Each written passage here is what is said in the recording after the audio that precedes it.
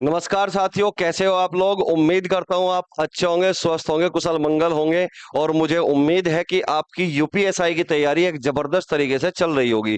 तो दोस्तों, आज की जो वीडियो होगी उसमें हम जो आज 21 सितंबर यानी कि संडे का दिन है, आज जो हमारा टेस्ट सीरीज है उसी का जो है बच्चों हम आज एनालिसिस करवाने वाले हैं। साथ में हम आज हिंदी और जीएस का एक ही वीडियो में बच्चों एनालिसिस करवाएंगे, ठीक है। उसके बाद हम मैथ का जो पोर्शन होगा, 40 क्वेश्चन होंगे, उसका अलग वीडियो में होगा और रीजनिंग का अलग वीडियो में होगा, क्योंकि फिर वीडियो बहुत ज्यादा लंबी हो जाती है, ठीक है। तो चलिए बच्चों, और देरी ना करते हुए आज की इस क्लास को हम स्टार्ट करते हैं एक बेहतरीन और शानदार तरीके से। आज हिंदी का जो एनालिसिस होगा उसको जो है हम स्टार्ट करते हैं, ठीक है। चलिए, तो आज जो टेस्ट है बच्चों वो 102 वाला है। इससे पहले जो टेस्ट हुआ था वो 101 वाला था, ठीक है बच्चों। जो आईडी थी उसकी 58 थी और ये है 9659, ठीक है। चलिएगा, तो इसमें सबसे पहले बच्चों क्वेश्चन आपके सामने संधि से पूछा गया था। और संधि में जो क्वेश्चन पूछा गया था वो पूछा गया था विपजाल का सही संधि विच्छेद क्या है।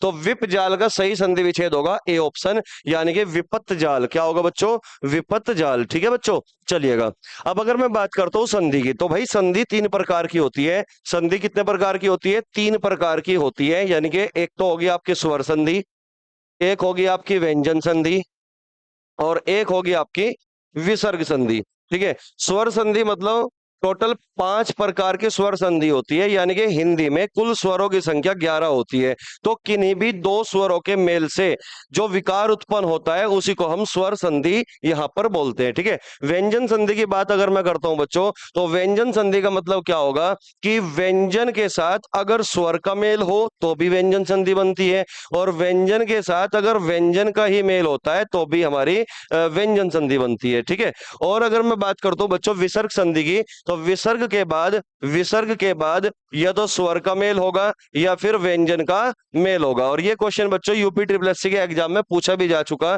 चार ऑप्शन देकर कि विसर्ग संधि क्या होगी। इसमें चार ऑप्शन दे रखे थे कि विसर्ग के बाद स्वर का मेल होगा, या विसर्ग के बाद व्यंजन का मेल होगा, या विसर्ग के बाद स्वर या व्यंजन दोनों का मेल होगा, या इनमें से कोई नहीं। तो जवाब बनेगा बच्चों विसर्ग के बाद स्वर या फिर व्यंजन दोनों का मेल अगर विसर्ग के साथ होता है वो विसर्ग संधि कहलाती है, ठीक है। और संधि हमेशा वर्णों का मेल क्या कहलाएगा? संधि कहलाएगा। अगर मैं बात करता हूँ शब्दों के मेल की, तो शब्दों का मेल होता है समास, जबकि वर्णों का मेल क्या होता है? संधि होती है। यानी कि पहले शब्द का अंतिम वर्ण और दूसरे शब्द का प्रथम वर्ण वो क्या कहलाती है? हमारी संधि कहलाती है बच्चों, ठीक है। तो नॉर्मल मोटा मोटे तौर पर मैं चीजों को बता के चलूंगा। अगर मैं बात करता हूं विपज जाल की, तो विपज जाल में बच्चों विपत जमा जाल ये होगी हमारी व्यंजन संधि। ये कौन सी संधि होगी? व्यंजन संधि होगी। क्लियर है बात यहां तक? ठीक है, तो पहला आंसर इसका बिल्कुल ठीक हो जाता है। जैसे मैं बोलता हूं सज्जन, तो सज्जन में सत जमा जन होगा। दिग्गज बोलता हूं तो दिक जमा गज होगा, ठीक है। ये सब व्यंजन संधि के उदाहरण है। तो कुछ बच्चों ने इसका आंसर बी लगाया है, वो भी गलत है। डी ऑप्शन लगाया है, वो भी गलत है। तो आंसर हुआ भाई ए ऑप्शन, ठीक है। चलिए, अब अगला क्वेश्चन है बच्चों दूसरा, समूह से भिन्न शब्द युग्म है। यानी कि चार ऑप्शन आपके सामने है और इसमें से हमें भिन्न छांटना था। यानी कि तीन ऑप्शन किसी न किसी तरीके से समान है, एक ऑप्शन अलग है, और उसी को बच्चों में यहां से छांटना है, ठीक है। अब आप देख पा रहे होंगे घर घर, यहाँ पे बार बार है, यहाँ पे जगह जगह है, और बी ऑप्शन है देश विदेश। तो आंसर बना आपका बी ऑप्शन। अब कारण क्या है बच्चों? ये भिन्न हुआ क्यों हुआ, उसका कारण तो होगा कुछ कि इन तीन ऑप्शन में क्या सिमिलरिटी है। अगर मैं बात करता हूं घर घर की, तो इसमें अवयवी भाव समास है। इसमें कौन सा भाव समास है? अवयवी भाव समास है। सी ऑप्शन की अगर मैं बात करता हूं तो सी ऑप्शन में भी अवयवी भाव समास है। और जगह जगह की मैं बात करता हूं तो उसमें भी अवयवी भाव समास है। देखिए बच्चों, अगर मैं कहता हूं कि एक शब्द की आवर्ती होती है, एक ही शब्द दो बार आए और उसके बीच में अगर हाइफन का चिन्ह लगा रखा हो, योजक चिन्ह का प्रयोग कर रखा है, तो उसमें हमेशा अवयवी भाव समास होता है। जैसे मैं बोलता हूँ रातों रात, रातों रात का मतलब रात रात, दिनों दिन, दिनों दिन का मतलब दिन दिन। यानी कि एक ही शब्द की आवर्ती अगर दो बार होती है, बीच में योजक चिन्ह होगा, तो आंख बंद करके आपको अवयवी भाव समास लगाना है। जबकि देश और विदेश की मैं अगर बात करता हूं बच्चों, इसमें आपका द्वंद्व समास। कौन सा? द्वंद्व समास। देश विदेश में आपका द्वंद्व समास है, देश और विदेश, यानी कि जहां पर दोनों पद प्रधान हो जाते हैं उसी को हम द्वंद्व समास यहाँ पे बोलते हैं। अवयवी भाव का मतलब होगा जहां पे प्रथम पद जो है प्रधान हो, अवयव हो, वो हमारा अवयवी भाव समास कहलाता है। तो इसका मतलब दूसरे का जो आंसर है बच्चों वो बी ऑप्शन है। देखो अब यहाँ पे समास का क्वेश्चन है, अब ये तो हो नहीं सकता, पॉसिबल नहीं है कि मैं पूरा समास एक क्वेश्चन के जरिए में पढ़ा दूं, लेकिन हाँ इतना मैं कर सकता हूँ कि चार ऑप्शन है, चार ऑप्शन में से मैं हर ऑप्शन के बारे में थोड़ा थोड़ा आपको बता के चलूं, ठीक है। तो बी ऑप्शन इस क्वेश्चन का आंसर है। अगर मैं बात करता हूं क्वेश्चन नंबर 3 के बच्चों, तो 3 में कह रहा है कि वर्णिक मुक्तक छंद का उदाहरण है, वर्णिक मुक्तक छंद का उदाहरण है। तो देखिए बच्चों, अगर मैं बात करता हूं रोला की, तो रोला आपका है सममात्रिक छंद, सममात्रिक छंद, क्योंकि इसमें 24 प्रत्येक चरण में 24 24 मात्राएं होती है, सममात्रिक छंद होता है, ठीक है। सममात्रिक का मतलब जिसमें समान मात्रा हो, तो प्रत्येक चरण में 24 24 मात्राएं होंगी, तो रोला कहलाया सममात्रिक छंद। कुंडलिया की अगर मैं बात करता हूं तो ये विषम मात्रिक छंद है, ये विषम मात्रिक छंद है, और ये 6 चरणों वाला छंद होता है। ये दोहा प्लस रोला से मिलकर बना होता है, ये दोहा प्लस रोला से मिलकर बना होता है, जिसमें 2 चरण दोहे के होंगे और बाकी 4 चरण रोला के होंगे। ये विषम मात्रिक छंद हुआ। और कुंडलिया का जो एक सबसे ज्यादा इंपॉर्टेंट है कि जो कुंडलिया वाला जो छंद होगा उसका जो पहला शब्द होगा वो ही उसका आखिरी शब्द होता है। तो कुंडलिया हुआ हमारा विषम मात्रिक छंद। अगर मैं छप्पा की बात करता हूं बच्चों, तो ये भी हमारा विषम मात्रिक छंद है, और ये रोला और उल्लाला से मिलकर बना होता है, रोला और उल्लाला से मिलकर बना होता है, ठीक है, विषम मात्रिक छंद है। तो रोला भी हमारा सममात्रिक छंद हुआ, कुंडलिया विषम मात्रिक छंद हुआ, छप्पे विषम मात्रिक छंद हुआ। जबकि ये बात कर रहे हैं बच्चों वर्णिक मुक्तक छंद की, तो वर्णिक मुक्तक छंद ना तो रोला है, ना कुंडलिया है, ना छप्पे है, तो आंसर हो जाएगा इसका ए ऑप्शन, यानी कि तीसरे क्वेश्चन का आंसर है बच्चों ए ऑप्शन, ठीक है। चलिए अगर मैं बात करता हूं सर्वनाम के आधार पर क्वेश्चन नंबर 4 की, कि सर्वनाम के आधार पर असंगत युग्म छांटिए। अब देखिए सर्वनाम की अगर मैं बात करता हूं बच्चों, तो सर्वनाम के कितने भेद है? सर्वनाम के 6 भेद होते हैं। देखिए अगर मैं यहां पे लिख रहा हूं सर्वनाम, सर्वनाम तो इस तरीके से याद रखो, उसके ऊपर 6 लिखा हुआ है। तो सर्वनाम के 6 भेद होते हैं, जिसमें निश्चयवाचक सर्वनाम है, अनिश्चयवाचक सर्वनाम है, पर्सनवाचक सर्वनाम है, निजवाचक सर्वनाम है। और उसी के साथ साथ बच्चों 2 सर्वनाम और होते हैं, पुरुषवाचक सर्वनाम और संबंधवाचक सर्वनाम, यानी कि 4 तो ये हुए, और एक पुरुषवाचक सर्वनाम हुआ और एक संबंधवाचक सर्वनाम हुआ। यानी कि पुरुष ने अपनी निजता के लिए, पुरुष ने अपनी निजता के लिए निश्चित और अनिश्चित कार्य करके अपने सगे संबंधियों से प्रश्न पूछा। तो इस आधार पे आप 6 के 6 जो है सर्वनाम याद रख सकते हो, ठीक है। तो पुरुषवाचक सर्वनाम, फिर दूसरा आता है निजवाचक, फिर निश्चयवाचक, फिर अनिश्चयवाचक, और फिर संबंधवाचक, फिर प्रश्नवाचक, इस तरीके से याद कर सकते हो। तो यहाँ पे कहा गया कि सर्वनाम के आधार पर असंगत युग्म कौन सा होगा, तो निश्चयवाचक यानी कि जो हमें निश्चित चीजों का ज्ञान करा दे, ठीक है। अब ये निश्चयवाचक यानी कि इसका आंसर हुआ हमारा ए ऑप्शन, असंगत युग्म कह रहा था। प्रश्नवाचक यानी कि कौन कौन शब्द प्रश्नवाचक हो सकता है, ये हमारा सी ऑप्शन ठीक है। अनिश्चयवाचक सर्वनाम में कोई आता है, जैसे कि मैं बोल दूं दरवाजे पर कोई खड़ा है, लेकिन ये नहीं पता चल पाया कि कौन खड़ा है, तो अनिश्चितता की बोध हुआ यहाँ पे, तो इसलिए यहाँ पे अनिश्चयवाचक भी बिल्कुल ठीक हुआ है, कोई शब्द है ना। निजवाचक सर्वनाम की अगर मैं बात करता हूं कि मैं स्वयं अपना खाना बनाता हूं या अपने आप में चला जाऊंगा, तो यहाँ निजता का बोध हुआ, तो डी ऑप्शन यानी कि अपनत्व का बोध करा रहा है, तो इसका मतलब डी ऑप्शन भी हमारा बिल्कुल सही है। लेकिन निश्चयवाचक में ये कहा गया कुछ, जैसे मैं बोल दूं कि दही में कुछ पड़ा है, लेकिन ये नहीं पता कि क्या पड़ा है, मक्खी पड़ी है, मच्छर पड़ा है, या फिर काला काला पड़ा है, यानी कि कुछ का मतलब यहाँ अनिश्चितता का बोध हो रहा है, ये निश्चितता का बोध नहीं करा रहा। तो असंगत हमारा कौन सा होगा? चौथे का ए ऑप्शन होगा, ठीक है बच्चों। चलिए अब क्वेश्चन नंबर 5 की ओर बढ़ते हैं भाई। क्वेश्चन में कहा गया वह ध्वनियां जिनके उच्चारण में अन्य स्वरों से सहायता लेने की आवश्यकता नहीं होती, उन्हें क्या कहते हैं? तो देखिए बच्चों, अगर मैं बात करता हूं वर्ण कितने प्रकार के होते हैं, वर्ण 3 प्रकार के होते हैं। नंबर 1 स्वर, नंबर 2 व्यंजन, और नंबर 3 अयोगवाह। तो जो स्वर होते हैं बच्चों, ये स्वतंत्र ध्वनि समूह, स्वतंत्र ध्वनि समूह कहलाते हैं। इनकी संख्या होती है 11, यानी कि इनके उच्चारण में हमें किसी अन्य वर्ण की सहायता नहीं लेनी पड़ती, इसलिए इनको कहते हैं स्वतंत्र ध्वनि समूह। और यहाँ पर यही कह रहा है क्वेश्चन में कि वे ध्वनियां जिनके उच्चारण में अन्य स्वरों से सहायता लेने की आवश्यकता नहीं होती उन्हें क्या कहते हैं, तो उन्हें हम क्या कहते हैं, स्वर कहते हैं। जबकि व्यंजन होते हैं परतंत्र ध्वनि समूह, यानी कि जो किसी दूसरे पर डिपेंड होते हैं, यानी कि व्यंजन ध्वनियों की उच्चारण करने में हम स्वर की मदद लेते हैं, इनको हम बोलते हैं व्यंजन। ठीक है बच्चों।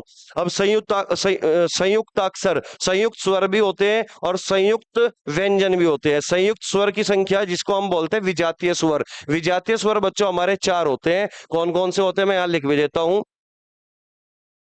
ए, बड़ी ए, ओ और औ, इनको हम बोलते हैं विजातीय स्वर और इन्हीं को हम बोलते हैं संयुक्त स्वर। ठीक है। ए बनता है ए प्लस ई से, और ए की ये ए की एनक बनती है ए प्लस ए से, ओ बनता है ए प्लस ओ से, और औ बनता है ए प्लस ओ से। ठीक है। इन ये होते हैं हमारे चार विजातीय स्वर या फिर संयुक्त स्वर, हम इनको बोल सकते हैं। अगर मैं बात करता हूं बच्चों संयुक्त व्यंजन की, तो संयुक्त व्यंजन भी हमारे कितने होते हैं, चार होते हैं। ठीक है। कौन कौन से, अक्षय, तरे, अज्ञे और सरे। ठीक है। ये संयुक्त व्यंजन हुए।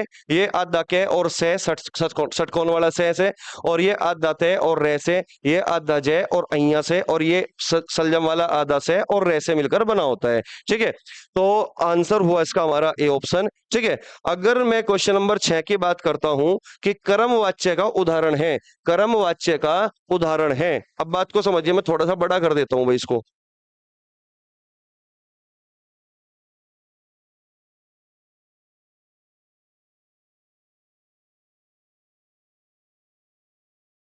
देखिए,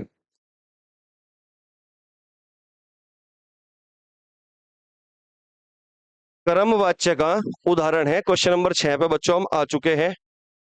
अब देखिए कर्म वाच्य में क्या बोल दिया कि चिट्ठी भेजी गई। कर्म वाच्य, देखो वाच्य की अगर मैं बात करता हूं तो तीन प्रकार का होता है, करत वाच्य, कर्म वाच्य और भाव वाच्य।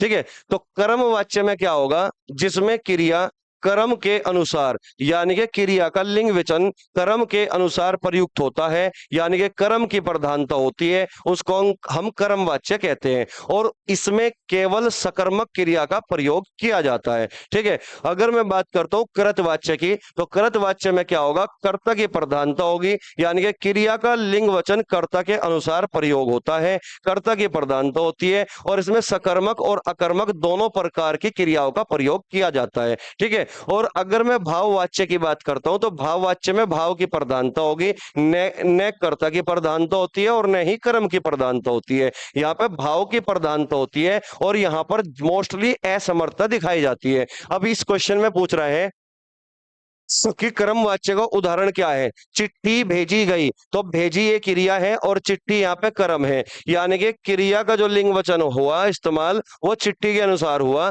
और चिट्ठी भेजी गई इसका मतलब किसी के द्वारा भेजी गई होगी। तो छठे का आंसर हुआ बच्चों ए ऑप्शन, क्योंकि यहाँ पर कर्म के अनुसार क्रिया का लिंग वचन प्रयोग हुआ। ठीक है। लिंग वचन में प्रयुक्त हुआ। ठीक है। अब सीता पुस्तक पढ़ती है, यहाँ पर पढ़ती है क्रिया है और सीता यहाँ पे करता है, तो सीता के अनुसार क्रिया का लिंग वचन चेंज हो रहा है, इसका मतलब कर्ता की प्रधानता है, तो ये हो गया हमारा कर्तवाच्य। ठीक है बच्चों।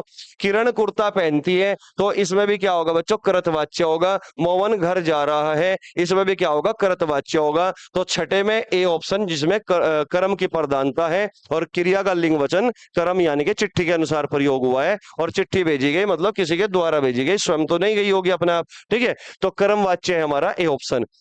सातवें सवाल में आइए बच्चों। सातवां सवाल है, अच्छा शब्द किस प्रकार का अवयव है, तो हर्ष बोधक है या शोक बोधक है या घृणा बोधक है। तो सी ऑप्शन और डी ऑप्शन तो आपने देखते ही काट दिया होगा। अब ये अच्छा शब्द है, हर्ष बोधक है या फिर अनुमोदक बोधक है। तो बच्चों विस्मयादि बोधक का ही एक भेद होता है, अनुमोदक बोधक। तो इस क्वेश्चन का जवाब हुआ आपका बी ऑप्शन, अच्छा होता है इसमें, हाँ होता है ना। तो ये सब क्या है, अनुमोदक बोधक है, जिसमें अनुमोदन किया जाता है। ठीक है। तो सातवें को हो जाता है हमारा बी ऑप्शन। अगर मैं बात करता हूं क्वेश्चन नंबर 8 की, तो क्वेश्चन नंबर 8 में है कि निम्नलिखित में से अशुद्ध वाक्य का चयन कीजिए। यह कह रहा है कि यशोधरा मैथिली शरणगुप्त की श्रेष्ठ रचना है, मुझे स्वनिर्मित मिठाइयां पसंद है, हिंदी का व्यवहारिक ज्ञान अपेक्षित है, कालिदास की उपमाएं बेजोड़ है। अब इसमें कुछ बच्चों ने गलत किया हुआ है। अब इसमें आप अगर थोड़ा सा भी देखते हो तो आपको तुरंत समझ में आ जाएगा, इसमें ए ऑप्शन गलत है, बाकी सारे के सारे व्याकरणिक दृष्टि से शुद्ध है।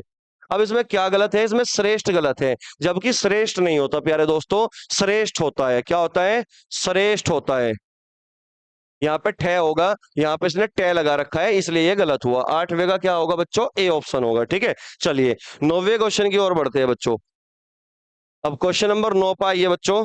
क्वेश्चन नंबर 9 पे कहा गया है कि हिमाद्री तुंग सरंगीत किस नाटक से लिया गया है? तो आपका जवाब होगा बच्चों सी ऑप्शन, चंद्रगुप्त नाटक से लिया गया है। अब जो स्कंदगुप्त है ये भी नाटक है, चंद्रगुप्त है ये भी नाटक है, ध्रुव स्वामिनी ये भी नाटक है, आधे अधूरे ये भी नाटक है, यानी कि चारों की जो विधा है वो नाटक है। क्लियर है बात यहां तक? अगर मैं बात करता हूं बच्चों चंद्रगुप्त की, ये किसने लिखा नाटक? तो ये जयशंकर प्रसाद ने लिखा, जयशंकर प्रसाद ने लिखा। ठीक है, और अगर मैं बात करता हूं बच्चों स्कंदगुप्त की, तो ये भी नाटक किसका है? ये भी नाटक जयशंकर प्रसाद का है। किसका है भाई? जयशंकर प्रसाद का है। साथ साथ में बहुत सारी चीजें आपको टेस्ट सीरीज से ही याद हो जाएगी, जैसे कि चंद्रगुप्त है किसका नाटक है? ये नाटक है आपका जयशंकर प्रसाद का, है ना। और ये जो चंद्रगुप्त है जयशंकर का होगा, स्कंदगुप्त किसका? जयशंकर प्रसाद का हुआ। अब जो ये बी ऑप्शन है ध्रुव स्वामिनी,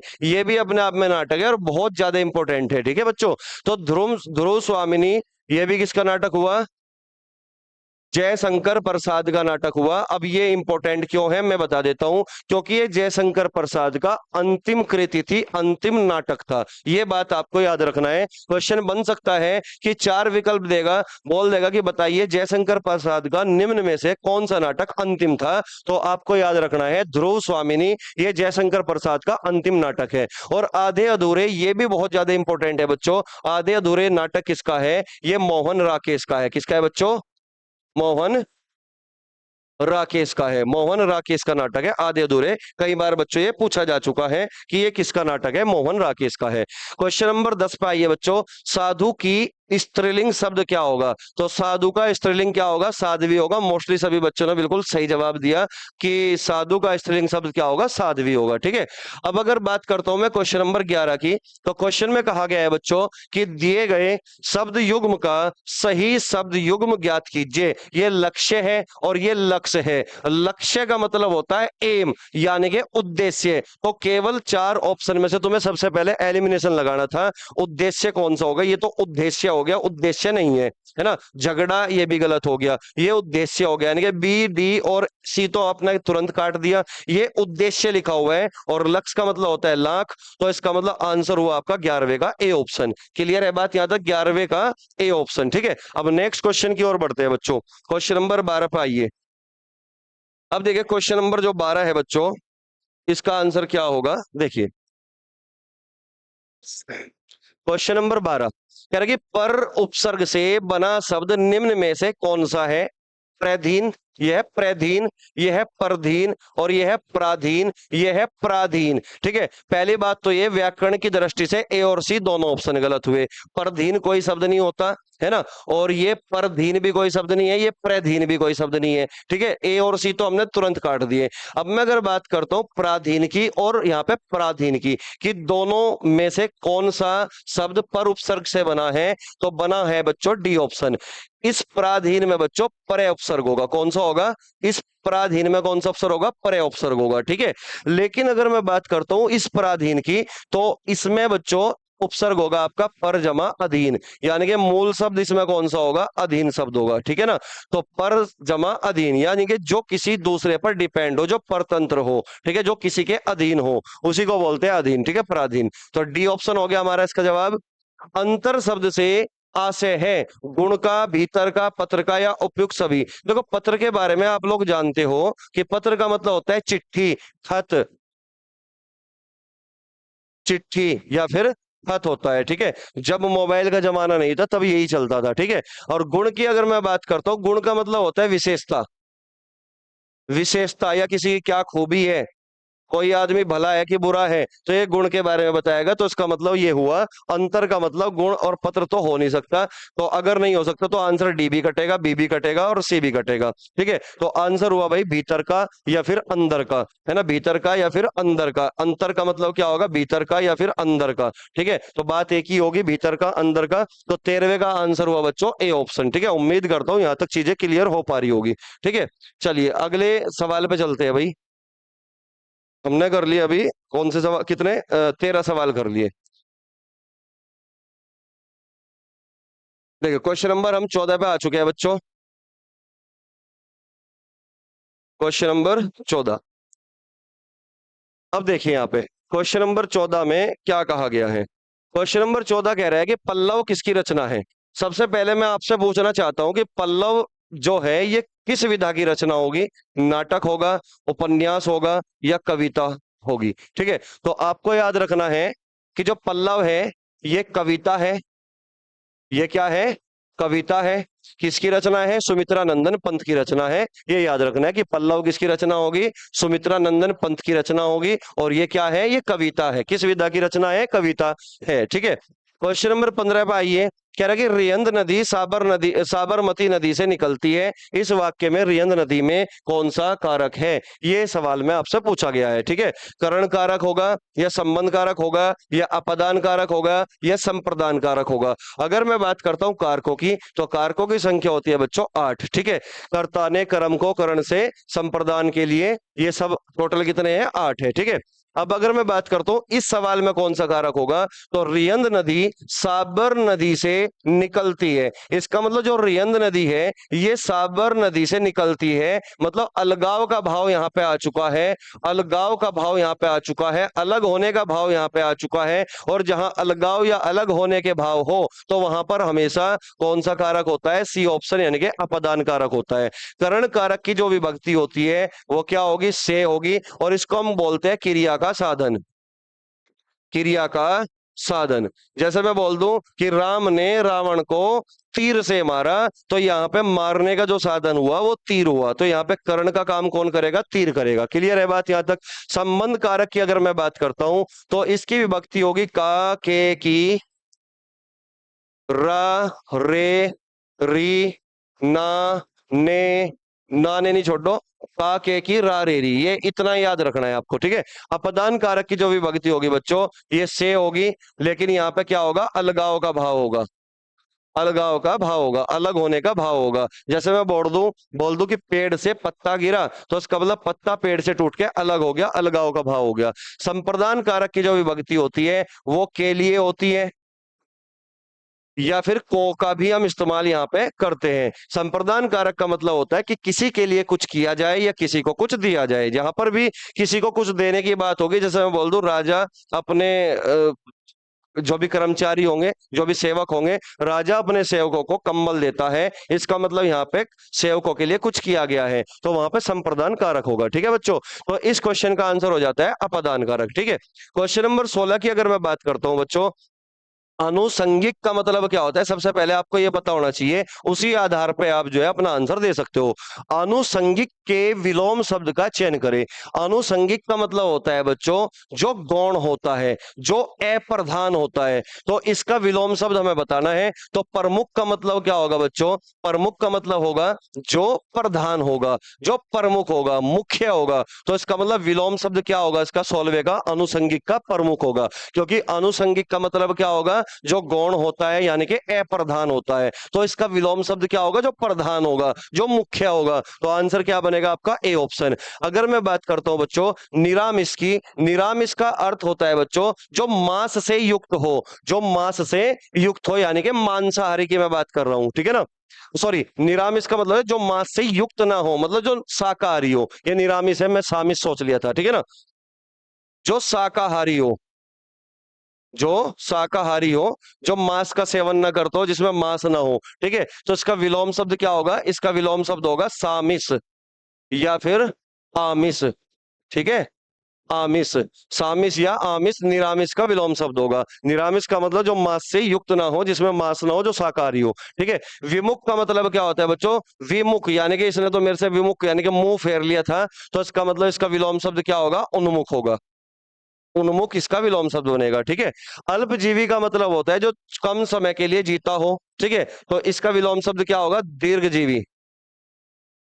दीर्घ जीवी, इसका विलोम शब्द हो जाएगा 16वें क्वेश्चन का आंसर। ठीक है बच्चों, यहां तक चीजें क्लियर हो चुकी होगी। अब क्वेश्चन नंबर 17 पे आइए। क्वेश्चन नंबर 17 क्या कह रहा है, देखिए। क्वेश्चन नंबर 17, देखिए बच्चों, क्वेश्चन नंबर 17 कह रहा है कि निम्नलिखित मुहावरों में से किसका अर्थ एक बार धोखा खाने पर सावधान हो जाना है?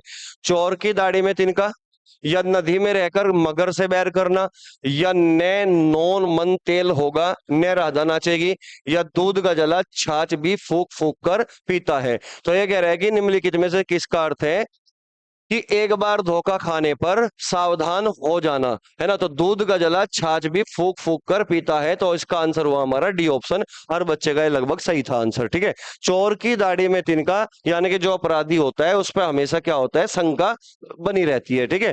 नदी में रहकर मगर से बैर यानी कि जिसने आश्रय दिया उसी से दुश्मनी कर लेना। ठीक है। न नो मन तेल होगा न राधा नाचेगी, मतलब ऐसी शर्तें मनवाना जो असंभव हो। ठीक है। न नो तल नो मन तेल होगा न राधा नाचेगी। ठीक है।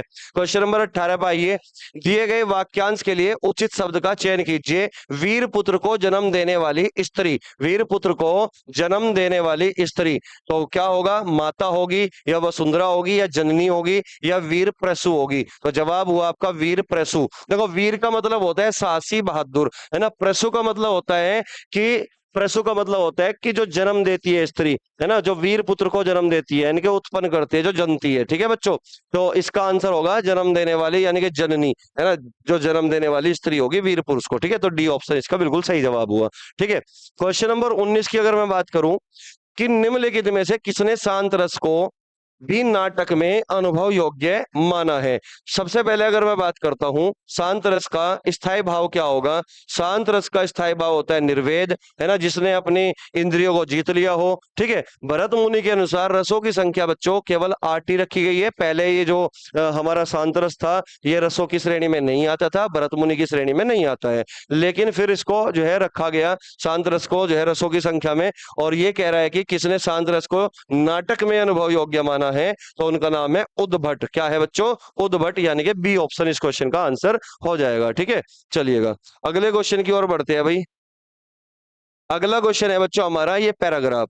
अगर मैं बात करता हूँ पैराग्राफ की, तो मैं कई बार बता भी चुका हूँ, कई बार क्लास में भी बता चुका हूँ, एक बार फिर से मैं आपको भी बताना चाहता हूँ कि जब भी आप हिंदी का पेपर सॉल्व कर रहे हो तो कभी भी सबसे पहले पैराग्राफ मत पढ़ना। सबसे पहले बच्चों आपको क्वेश्चनिंग करनी है, क्वेश्चन आंसर ऑप्शन के साथ पढ़ने हैं। ठीक है। इसमें 3 क्वेश्चन बच्चों यहाँ पे पूछे गए हैं, तो सबसे पहले हम क्या करेंगे, इन क्वेश्चनों को देखेंगे कि क्या क्वेश्चन यहाँ से बने हुए हैं, फिर उसी आधार पर बच्चों हम अपने क्वेश्चनों को करने की कोशिश करेंगे।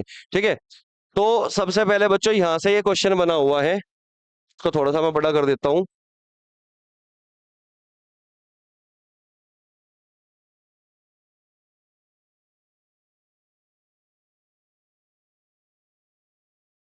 देखिए, दिख चुका होगा अब सबको आपको।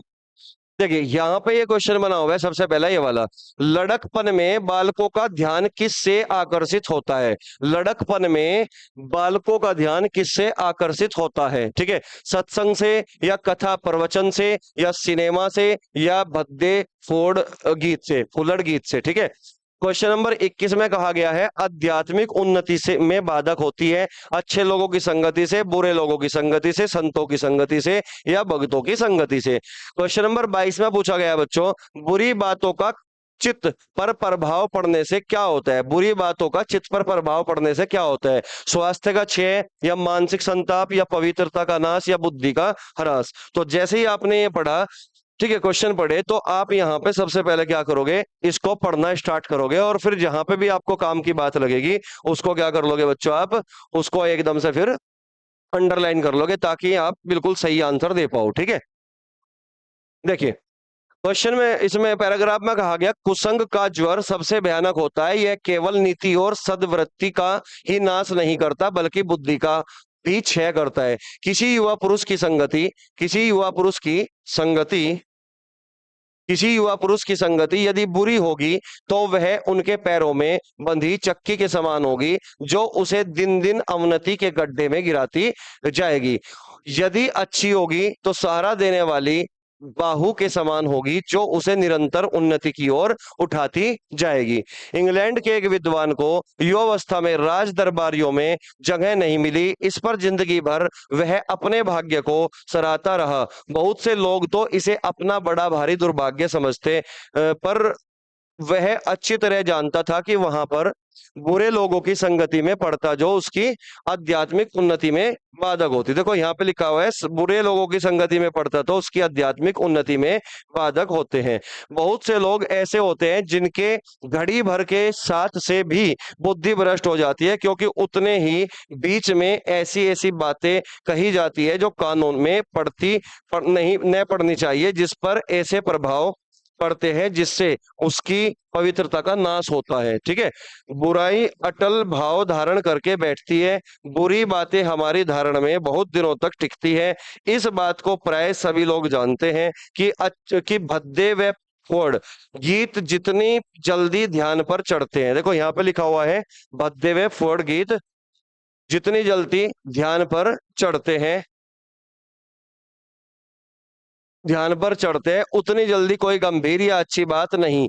एक बार एक मित्र ने मुझसे कहा कि उसने लड़कपन में कहीं से बुरी कहावत सुनी थी जिसका ध्यान वह लाख चेष्टा करता कि न आए पर बार बार आता। जिस भावना को हम दूर रखना चाहते हैं, जिन बातों को हम याद करना नहीं चाहते, वे बार बार हृदय में उठती है और भेदती है। अतः तुम पूरी चौकसी रखो, ऐसे लोगों को सभी साथी ने बनाओ जो अश्लील अपवित्र और कोड बातों से तुम्हें हंसाना चाहे। सावधान रहो, ऐसा ना हो कि पहले तुम इसे एक बहुत सामान्य बात समझो और सोचो कि एक बार ऐसा हुआ फिर ऐसा नहीं होगा, अथवा तुम्हारे चरित्र बल का ऐसा प्रभाव पड़ेगा, ऐसी बातें बकने वाले होंगे, चलकर आप सुधर जाएंगे। नहीं, ऐसा नहीं होगा। ठीक है, तो अब ये जैसे ही तुमने पढ़ा, जहां जहां पे भी आपने अंडरलाइन की, आप समझ चुके होंगे कि अब आंसर देने में हम सक्षम है। अब ये कह रहा है कि लड़कपन में बालकों का ध्यान किस ओर आकर्षित होता है। कथा प्रवचन की बात हुई नहीं, सत्संग की बात हुई नहीं, सिनेमा की बात हुई नहीं, तो आंसर क्या बनेगा? भद्दे फुहड़ गीत, है ना। आध्यात्मिक उन्नति में बाधक होती है अच्छे लोगों की संगति, संतों की संगति या भक्तों की संगति, तो आंसर होगा बी ऑप्शन, बुरे लोगों की संगति, क्योंकि इनकी बात यहाँ पर नहीं हो रही है। बुरी बातों का चित्त पर प्रभाव पड़ने से क्या होगा? कह रहे कि स्वास्थ्य का क्षय होगा, या पवित्रता का नाश होगा, या मानसिक संताप होगा, या बुद्धि का ह्रास होगा। तो यहाँ पे बात बताई गई है पवित्रता का नाश होगा। तो 22वें का जो आंसर हुआ बच्चों आपका, वो होता है सी ऑप्शन। ठीक है, पवित्रता का नाश होगा। ठीक है, अब क्वेश्चन नंबर आ चुका है आपका बच्चों 23वां, है ना। क्वेश्चन नंबर 23 को समझते हैं बच्चों। देखिए क्वेश्चन नंबर 23 में क्या कहा गया। क्वेश्चन नंबर 23 में कहा गया कि इन पत्रों में दिए गए शब्द का सही विपरीतार्थक विलोम शब्द दिए गए विकल्पों में से क्या है। देखो प्राकृतिक की बात कर रहा है, प्राकृतिक की बात कर रहा है, तो नैसर्गिक और स्वाभाविक, ये दोनों ही शब्द इस प्राकृतिक के समानार्थी शब्द है, समानार्थी शब्द है। ठीक है बच्चों, तो ये इसका विलोम शब्द नहीं होगा, विपरीतार्थक शब्द नहीं होगा। तो प्राकृतिक का आंसर आपका हुआ बी ऑप्शन। ठीक है, स्वर्गिक का मतलब स्वर्ग के जैसा, इसका विलोम शब्द होगा नारकीय। स्वर्गिक का विलोम शब्द क्या होगा? नारकीय। ठीक है बच्चों, यानी कि नरक के जैसा, है ना। स्वर्गिक का मतलब स्वर्ग के जैसा। ठीक है, प्राकृतिक का विलोम शब्द हुआ बी ऑप्शन। क्वेश्चन नंबर 24 को देखिए।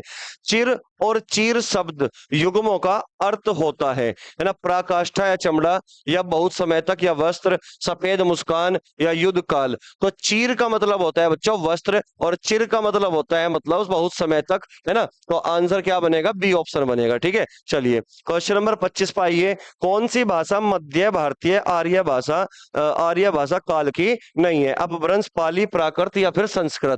तो अगर मैं बात करूं बच्चों हमारी जो आर्य भाषा थी, भारतीय आर्य भाषा थी, इसको हमने तीन कैटेगरी में बांटा हुआ है। ठीक है, एक प्राचीन भारतीय आर्य भाषा, एक मध्य और एक आधुनिक। ठीक है, तो अगर मैं बात करता हूं केवल मध्य की, तो मध्य आर्य भाषा अपभ्रंश भी है, पाली भी है और प्राकृत भी है। लेकिन ये जो संस्कृत है बच्चों, जिसमें हम लौकिक और वैदिक संस्कृत यहाँ पर पढ़ते हैं, तो ये है हमारी प्राचीन आर्य भाषा। तो इसका मतलब आंसर हुआ आपका सी ऑप्शन कि मध्य भारतीय आर्य भाषा काल की नहीं है, तो वो होगा आपका संस्कृत। ठीक है, क्वेश्चन नंबर 26 की अगर मैं बात करता हूं बच्चों, गिरिराज किशोर को प्राप्त पुरस्कार के संबंध में रचना और पुरस्कार का कौन सा जोड़ सही है, ये क्वेश्चन में बच्चों यहाँ पे पूछा गया है। ठीक है, तो अगर मैं बात करता हूं गिरिराज किशोर को प्राप्त पुरस्कार के संबंध में रचना और पुरस्कार का कौन सा जोड़ सही है, तो आंसर हुआ आपका ए ऑप्शन। ढाई घर की अगर मैं बात करता हूं, तो ये है बच्चों उपन्यास।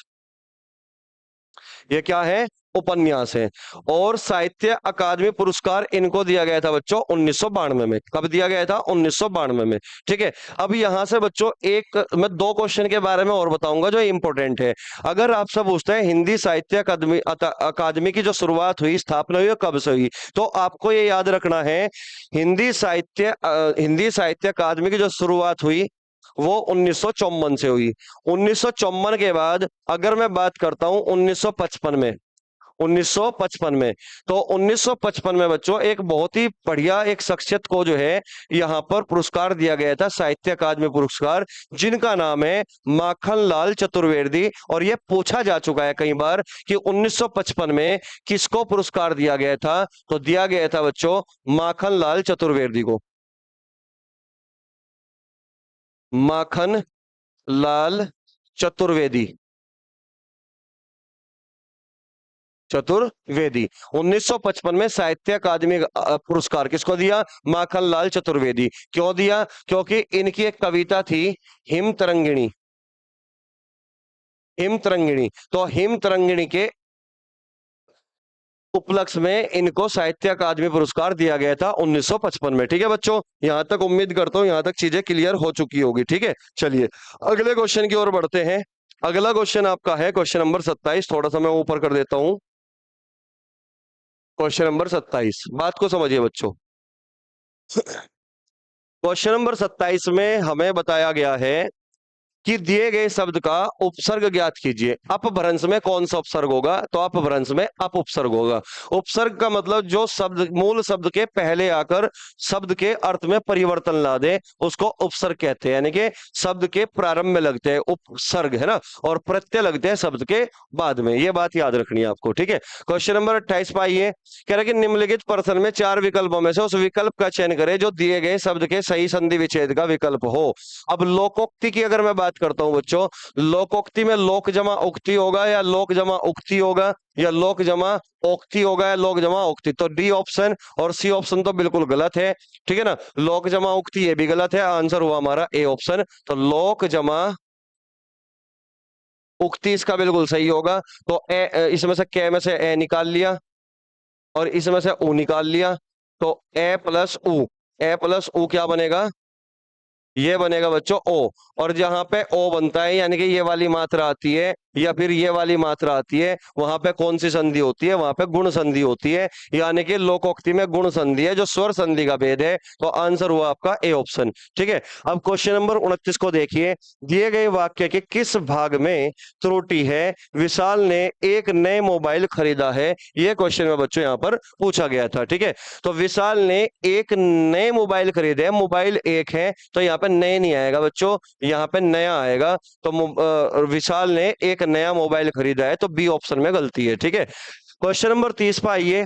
क्वेश्चन नंबर 30 कह रहा है कि सुनी सुर सरी सम पावन बानी पंक्ति में कौन सा अलंकार है? यमक अलंकार है, या फिर आपका रूपक अलंकार है, या फिर आपका उपमा अलंकार है, या फिर वक्रोक्ति अलंकार है? ये आपसे पूछा गया है बच्चों। तो आप सबसे पहले मुझे बताइए, यमक अलंकार की अगर मैं बात करता हूं तो यमक अलंकार ये कहता है कि यमक अलंकार का जो शाब्दिक अर्थ होता है वो होता है युग्मक या जोड़ा, जहां पर एक शब्द एक से अधिक बार प्रयोग होगा लेकिन हर बार उनका अर्थ अलग अलग होगा। जैसे कि सजना है मुझे सजना के लिए, तो सजना शब्द का 2 बार प्रयोग हुआ। यूपीएससी 2017 में क्वेश्चन पूछा जा चुका है। एक सजना का अर्थ होगा सवरना, एक सजना का अर्थ होगा प्रेमी या फिर पति, है ना। 3 बेर खाती, वो अब 3 बेर खाती, तो बेर शब्द का 2 बार इस्तेमाल हुआ है, तो बेर का अर्थ हुआ एक फल वाला बेर, और एक हुआ वक्त यानी कि टाइम को रिप्रेजेंट करेगा, ठीक है। और इससे पहले वाले में आपने देख लिया होगा, कनक कनक ते सौगुनी माद कथा अधिकाय, तो कनक कनक का अर्थ यहाँ पे अलग अलग है। एक कनक का अर्थ क्या होगा धतूरा, एक कनक का अर्थ क्या होगा बच्चों सोना, ठीक है।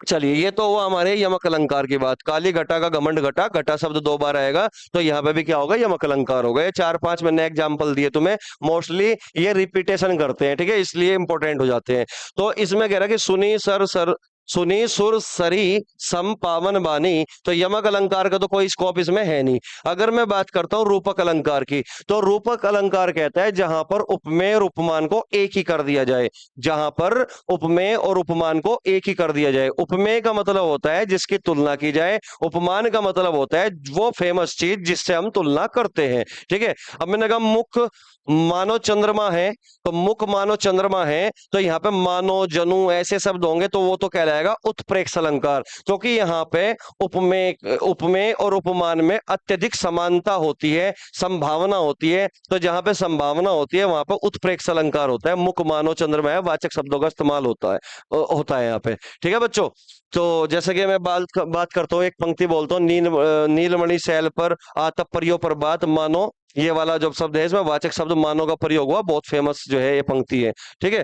तो रूपक अलंकार का मतलब उपमेय और उपमान को एक कर दिया जाए। जैसे कि मैं बोल दूं मुख चंद्र है, तो मुख और चंद्र को एक ही कर दिया यहाँ पे, तो ये रूपक अलंकार होगा, तो रूपक अलंकार भी नहीं होगा यहाँ पर। बी है, सी है ऑप्शन उपमा अलंकार। उपमा का मतलब होता है तुलना, यानी कि जहां पर उपमेय की तुलना उपमान से की जाए, है ना। तो यहाँ पे क्या होगा उपमा अलंकार होगा। और इसमें वाचक शब्द होता है सम सरिस सा से सी, तो यहाँ पे आप देख पा रहे होंगे यहाँ पे एक सम शब्द लिखा हुआ है, तो सम को देखते ही आपको समझना था कि इसमें उपमा अलंकार होगा, यहाँ पे उपमेय की तुलना उपमान से की गई है, ठीक है। तो जैसे कि पीपर पास सरिस मंडोला, तो सरिस शब्द को आप देखोगे समझ जाओगे कि इसमें उपमा अलंकार होगा, ठीक है। वक्रोक्ति अलंकार की अगर मैं बात करता हूं, तो वक्रोक्ति अलंकार का मतलब होता है टेढ़ा कथन, यानी कि कहा कुछ और जाता है लेकिन समझा कुछ और जाता है, तो वहां पे वक्रोक्ति अलंकार होता है, ठीक है बच्चों। चलिए ये आपका हो चुका है इसका सी आंसर, ठीक है। क्वेश्चन नंबर 31 पे बच्चों हम आ चुके हैं। तो क्वेश्चन नंबर 31 कह रहा है, देखिए क्वेश्चन नंबर 31 में मुहावरा दिया गया है, कह रहा कि अंडे से ना मुहावरे का अर्थ क्या होगा। मुहावरा जो वाक्य की रचना करने पर अपना एक अलग अर्थ या विशेष अर्थ प्रकट करता है। इनका प्रयोग करने से भाषा आकर्षक, प्रभावपूर्ण तथा रोचक बन जाती है। उदाहरण अंक भरना, अर्थ क्या दे रखा है, स्नेह से लिपटा लेना। अन्य विकल्प के अनुसार अपने पैरों पर खड़ा होना यानी कि स्वावलंबी बनना। अपना उल्लू सीधा करना, स्वार्थ सिद्ध करना। ये केवल एग्जाम्पल दे रखा है कि भाई मुहावरे का मतलब ये होता है, ये सारी बातें यहाँ पे बता रखी है, ठीक है। और हमें बताना है अंडे सेना मुहावरे का अर्थ क्या होगा। 4 विकल्प हमारे सामने है, क्योंकि मुर्गी के चूजा के ऊपर बैठना, मुर्गी के चूजा के ऊपर बैठना, तो ये तो बिल्कुल सरासर गलत होगा। जैसा यहाँ पे अंडे से ना मुहावरे का अर्थ है, तो यहाँ पे मुर्गी और चूजे की कभी बात हो ही नहीं सकती, यानी कि सीधा सीधा अर्थ कभी किसी मुहावरे का निकल ही नहीं सकता, ठीक है। अब इसने मुर्गी और चूजे की बात करी तो देखते इसको काटना था, ठीक है। स्वावलंबी होना, इसके बारे में तो बता ही दिया, स्वावलंबी होने का मतलब क्या है, अपने पैरों पर खड़ा होना, तो बी ऑप्शन आपको देख के ही काटना था। स्वार्थ सिद्ध करना, तो अंडे से ना स्वार्थ सिद्ध करना, सी ऑप्शन का इसका भी कोई मतलब नहीं बैठता। घर में बेकार बैठे रहना, अंडे से ना कि बोल देना कि तू तो बस घर में ही बैठा रही है, अंडे सेकता रही है, तो इसका मतलब क्या होगा, घर में बेकार बैठना। डी ऑप्शन इस क्वेश्चन का आंसर हो गया। क्वेश्चन नंबर 32 पर आइए बच्चों। चंद्रमा और ब्राह्मण के लिए एक शब्द हमें बताना था कि चंद्रमा और ब्राह्मण के लिए एक शब्द क्या होगा। सोम, सोम वैसे चंद्रमा का पर्यायवाची होता है लेकिन ब्राह्मण का पर्यायवाची नहीं होगा, तो ए ऑप्शन हमारा गलत हो गया, ठीक है। अब यहां पर अगर मैं बात करता हूं द्विज, तो ब्राह्मण और चंद्रमा दोनों के लिए क्या हुआ द्विज। द्विज का मतलब क्या होगा, बात को समझना। देखो जय का मतलब होता है संस्कृत की क्रिया होती है, जय का मतलब होता है जन्म लेना, और द्वि का मतलब यहाँ पे है 2 बार जन्म लेना, ठीक है। तो द्विज इसलिए रखा गया ब्राह्मण और चंद्रमा का अर्थ, क्योंकि चंद्रमा को 2 बार जन्म लेना है ना। आप देखते हो कि अमावस्या के बाद चंद्रमा फिर से उदित होता है, यानी कि उसका एक तरीके से पुनर्जन्म होता है। ठीक है, इसलिए चंद्रमा को द्विज कहा गया। ब्राह्मण की अगर मैं बात करता हूं तो ब्राह्मण का जन्म एक तरीके से तो शारीरिक रूप से होता है, और एक तरीके से होता है जब वो उपनयन संस्कार यानी कि जनेऊ धारण कर लेता है, तो आध्यात्मिक रूप से उसका फिर से पुनर्जन्म होता है। इसलिए यहाँ पर द्विज ब्राह्मण के लिए भी सही है और चंद्रमा के लिए भी सही है। ये अमावस्या के बाद पुनर्जन्म होगा, इसका एक बार फिर उदित होगा, और ये उपनयन संस्कार के बाद आध्यात्मिक रूप से पुनर्जन्म होगा ब्राह्मण का, तो इसलिए द्विज आंसर इसका बनेगा। ठीक है बच्चों, अगर मैं बात करता हूं 33वें की, तो क्वेश्चन नंबर 33 पर आइए। क्वेश्चन नंबर 33 में ये कहा गया है कि दिए गए रिक्त स्थान में उपयुक्त विराम चिन्ह का चयन कीजिए। बाप रे, पिताजी आ गए, ये बताना है मुझे। ठीक है, तो यहाँ पे बाप रे बाप ऐसा बोलते हैं ना, बाप रे बाप, तो यानी कि यहाँ पे क्या होगा, विस्मयादि बोधक चिन्ह का इस्तेमाल हमने किया। बाप रे बाप है ना, इस तरीके से विस्मयादि बोधक चिन्ह का, आश्चर्य की बात हो रही है। पिताजी आ गए, सेंटेंस खत्म हो गया, तो इसका मतलब पूर्ण विराम का हमने यहाँ पे प्रयोग कर दिया, तो आंसर हुआ आपका सी ऑप्शन। तो ये तो विस्मयादि बोधक चिन्ह हुआ, ये पूर्ण विराम, यानी कि बात हमारी यहाँ पर खत्म हो चुकी है, तो इसलिए पूर्ण विराम हमने बाद में लगा दिया। ठीक है बच्चों, चलिए सी ऑप्शन इसका आंसर होगा। क्वेश्चन नंबर 34 पाइए।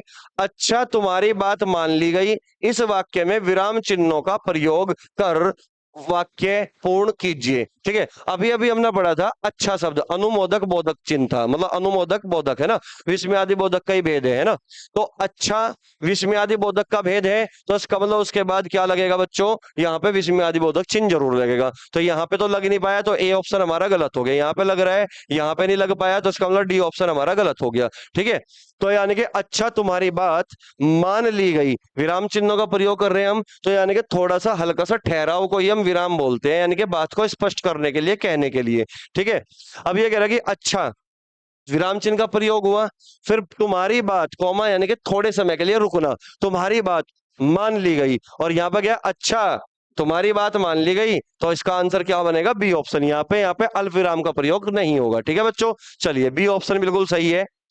35वें पाइए। आवश्यकता से अधिक धन का संचय न करना, वाक्यांश के लिए एक शब्द क्या होगा, तो आपका जवाब होगा बच्चों अपरिग्रह।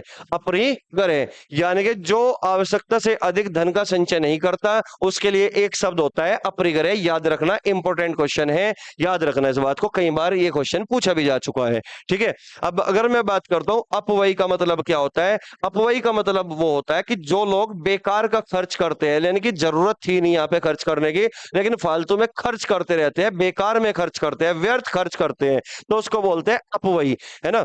अयाचित का मतलब है, अयाचित का मतलब होता है बच्चों जो बिन मांगे मिल जाए, यानी कि तुमने कामना की नहीं थी ना, तुमने किसी से कोई चीज मांगी, लेकिन फिर भी बिना मांगे हमें मिल जाए, तो उसको बोलते हैं हम अयाचित। क्लियर है मेरी बात यहाँ तक?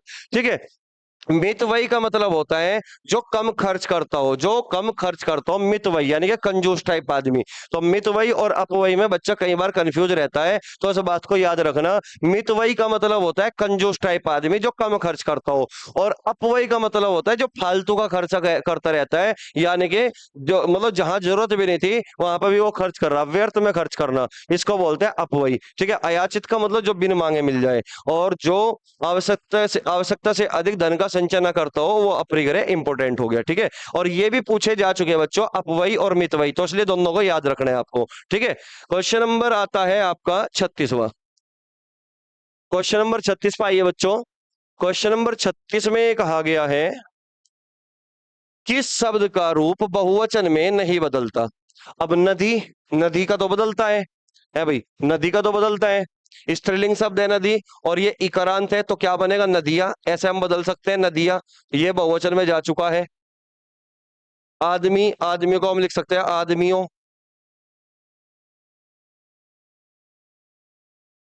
ठीक है, लड़का, अब लड़का शब्द है, तो लड़का का भी बहुवचन बनाया जाता है लड़के।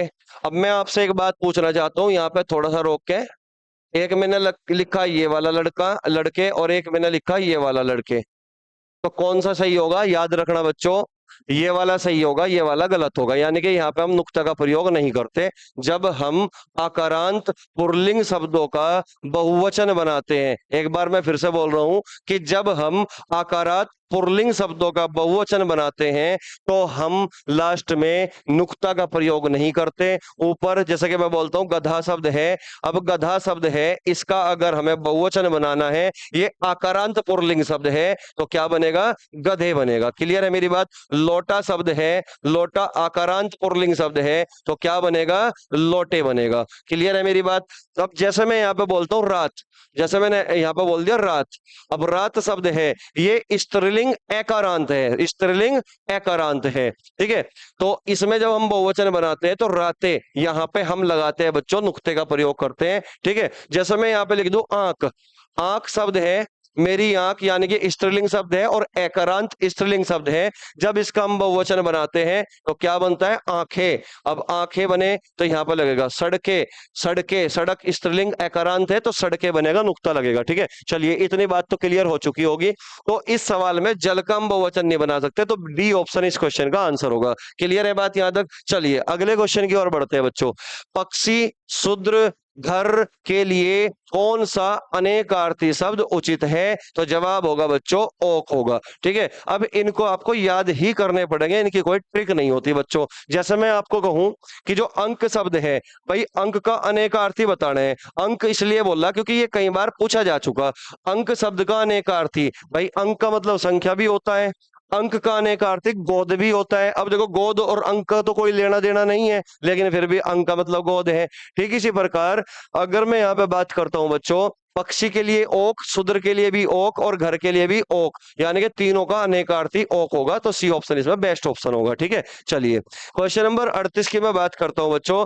तीन बेर खाती थी, वे तीन बेर खाती है, कौन सा अलंकार है? इंपॉर्टेंट है, यही रिपीट होते रहते हैं बार बार। यमक यमक अलंकार में 5-6 आप याद कर लो, वही रिपीट होंगे मोस्टली। ठीक है, तो तीन बेर खाती है, वे अब तीन बेर खाती है, तो बेर शब्द का इस्तेमाल कितनी बार हुआ? भाई 2 बार हुआ है ना। जब एक शब्द का प्रयोग एक से अधिक बार हो लेकिन हर बार अर्थ अलग अलग हो, तो वहां पे कौन सा अलंकार होगा? यमक अलंकार होगा। ए ऑप्शन इस क्वेश्चन का बिल्कुल सही जवाब होगा। ठीक है, उपमा अलंकार के बारे में मैं बता चुका हूं, शाब्दिक अर्थ हो गया तुलना, यानी कि जहां पे उपमेय की उपमान से तुलना की जाए। ठीक है, रूपक अलंकार का मतलब होगा जहां पे उपमेय और उपमान को एक कर दिया गया, यानी कि जहां पे कोई तुलना नहीं की गई, बस दोनों को एक ही कर दिया गया, यानी कि भेद रहित आरोप हो गया उस पे, उपमान पे।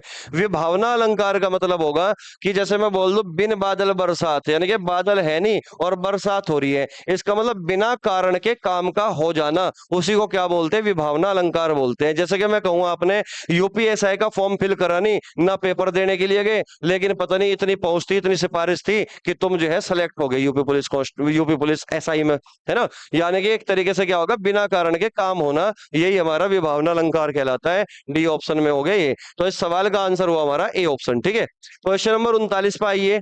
जब क्रिया का प्रधान विषय करता हो, कर्ता होता है, तो कौन सा वाच्य होता है? भाई जहां कर्ता की प्रधानता होगी उसमें कर्त वाच्य होगा, जहां कर्म की प्रधानता होगी उसमें कर्म वाच्य होगा, जहां भाव की प्रधानता होगी उसमें भाव वाच्य होगा, जहां कर्त वाच्य की बात होगी तो भाई ये पॉइंट इंपॉर्टेंट है, सकर्मक और अकर्मक दोनों प्रकार की क्रियाओं का यहाँ पर प्रयोग किया जाता है। और अगर मैं अकर्मक उसकी बात करता हूँ कर्मवाच्य की, इसमें केवल सकर्मक क्रिया का प्रयोग किया जाता है। और अगर मैं बात करता हूँ भाववाच्य की, तो इसमें प्यारे दोस्तों केवल और केवल अकर्मक क्रिया का प्रयोग किया जाता है। और यहां पर असमर्थता प्रकट की जाती है कि भाई उससे खाया नहीं जाता, उससे बैठा नहीं जाता, शीला से चला नहीं जाता, ये सब भाववाच्य, भाव की प्रधानता होगी। तो इस क्वेश्चन का जवाब क्या होगा कि प्रधान विषय कर्ता होता है, तो इसका मतलब प्रधानता किसकी है? कर्ता की प्रधानता कह रहा है, और कर्ता की प्रधानता कह रहा है, तो ए ऑप्शन इसका बिल्कुल सही जवाब होगा। और क्रियावाच्य कुछ होता नहीं है ना, कर्मवाच्य, भाववाच्य, तीन ही प्रकार के वाच्य होते हैं।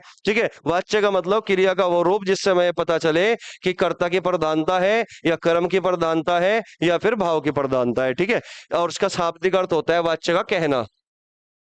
क्या होता है भाई? शाब्दिक अर्थ कहना होता है। ठीक है, अगर क्वेश्चन नंबर 40 की मैं बात करता हूं, जो कि हिंदी का लास्ट और अंतिम क्वेश्चन है प्यारे दोस्तों, तो शशि का पर्यायवाची की मैं बात करता हूं, तो शशि का पर्यायवाची क्या होगा? तो आप सब जानते हो शशि का पर्यायवाची चंद्र होगा, स्त्री का पर्यायवाची औरत होगा, ठीक है, महिला होगा, बीरबानी होगा, ये सब लिखे हुए हैं। ठीक है, निशा का पर्यायवाची क्या होगा? निशा का पर्यायवाची रात्रि होगा, रात होगा, सरवरी होगा, है ना, विभावरी होगा, है ना। किरण का पर्यायवाची क्या होगा? अंशु होगा, ज्योति होगा, होगा, है ना। तो ये बहुत सारे पर्यायवाची है, तो इस सवाल का आंसर क्या होगा, ए ऑप्शन होगा। ठीक है, तो इस तरीके से बच्चों आज हमने अभी टोटल 40 क्वेश्चन किए और मैं उम्मीद करता हूं आपको चीजें समझ में भी आई होगी और बहुत सारी चीजें आपको सीखने को भी मिली होगी, क्योंकि हम कोशिश ये करते हैं एक क्वेश्चन में जो इंपॉर्टेंट क्वेश्चन बनाया जा सकता है या बन सकता है वो भविष्य में, तो आप वो एट ए टाइम याद ही कर लो, है ना। जैसे कि मैंने आपको बहुत ज्यादा इंपॉर्टेंट क्वेश्चन आपको बताया, माखनलाल चतुर्वेदी का बहुत ज्यादा इंपॉर्टेंट है, क्योंकि हिंदी साहित्य अकादमी पुरस्कार की जो स्थापना है, शुरुआत हुई थी वो 1954 से हुई थी, और उसके तुरंत बाद अगले साल ही 1955 में किसको मिला, माखनलाल चतुर्वेदी को मिल गया। किस कविता के उपलक्ष्य में मिला, वो मिला हिम तरंगिणी के, है ना। तो माखनलाल की चतुर्वेदी की जो कविता है उसमें हिम तरंगिणी, ये इंपॉर्टेंट हो गया, बहुत ज्यादा इंपॉर्टेंट क्वेश्चन हो गया। तो इस तरीके से बहुत सारे क्वेश्चन हम क्वेश्चन के साथ साथ ही खत्म कर रहे हैं। ठीक है, तो चीजों को याद करने की कोशिश करना। ठीक है, और अगले जो पेपर होगा अगले संडे में, तो उसमें और बेहतर करने की कोशिश करना, चीजों को याद करने की, समझने की कोशिश करना। रटने की कोई जरूरत नहीं पड़ती हिंदी में, लेकिन अब वो कैबलरी है थोड़ी बहुत, उनको समझो, कुछ रटो, इस तरीके से काम करना है। तो चलिए बच्चों, अब क्वेश्चन नंबर 41 से शुरू होने वाला है आपका जो जीएस वाला पोर्शन है। ठीक है, तो मैं लगा देता हूं एक बार जीएस वाले पोर्शन को। देखो सर, नहीं हो रहा, ये नहीं रहा, इस तरह ही कर लो, इस तरह ही कर लियो फिर, ऐसा करके, मतलब इसमें इस तरीके से कर लियो जिसमें सांप दिख जाए, ताकि हर बच्चे को क्लियर दिखे। ये हो गया क्वेश्चन नंबर 41। ऐसे ही करिए, इसी सीक्वेंस में। तो बच्चों अब स्टार्ट होगा आपका जीएस वाला पोर्शन क्वेश्चन नंबर 41 से।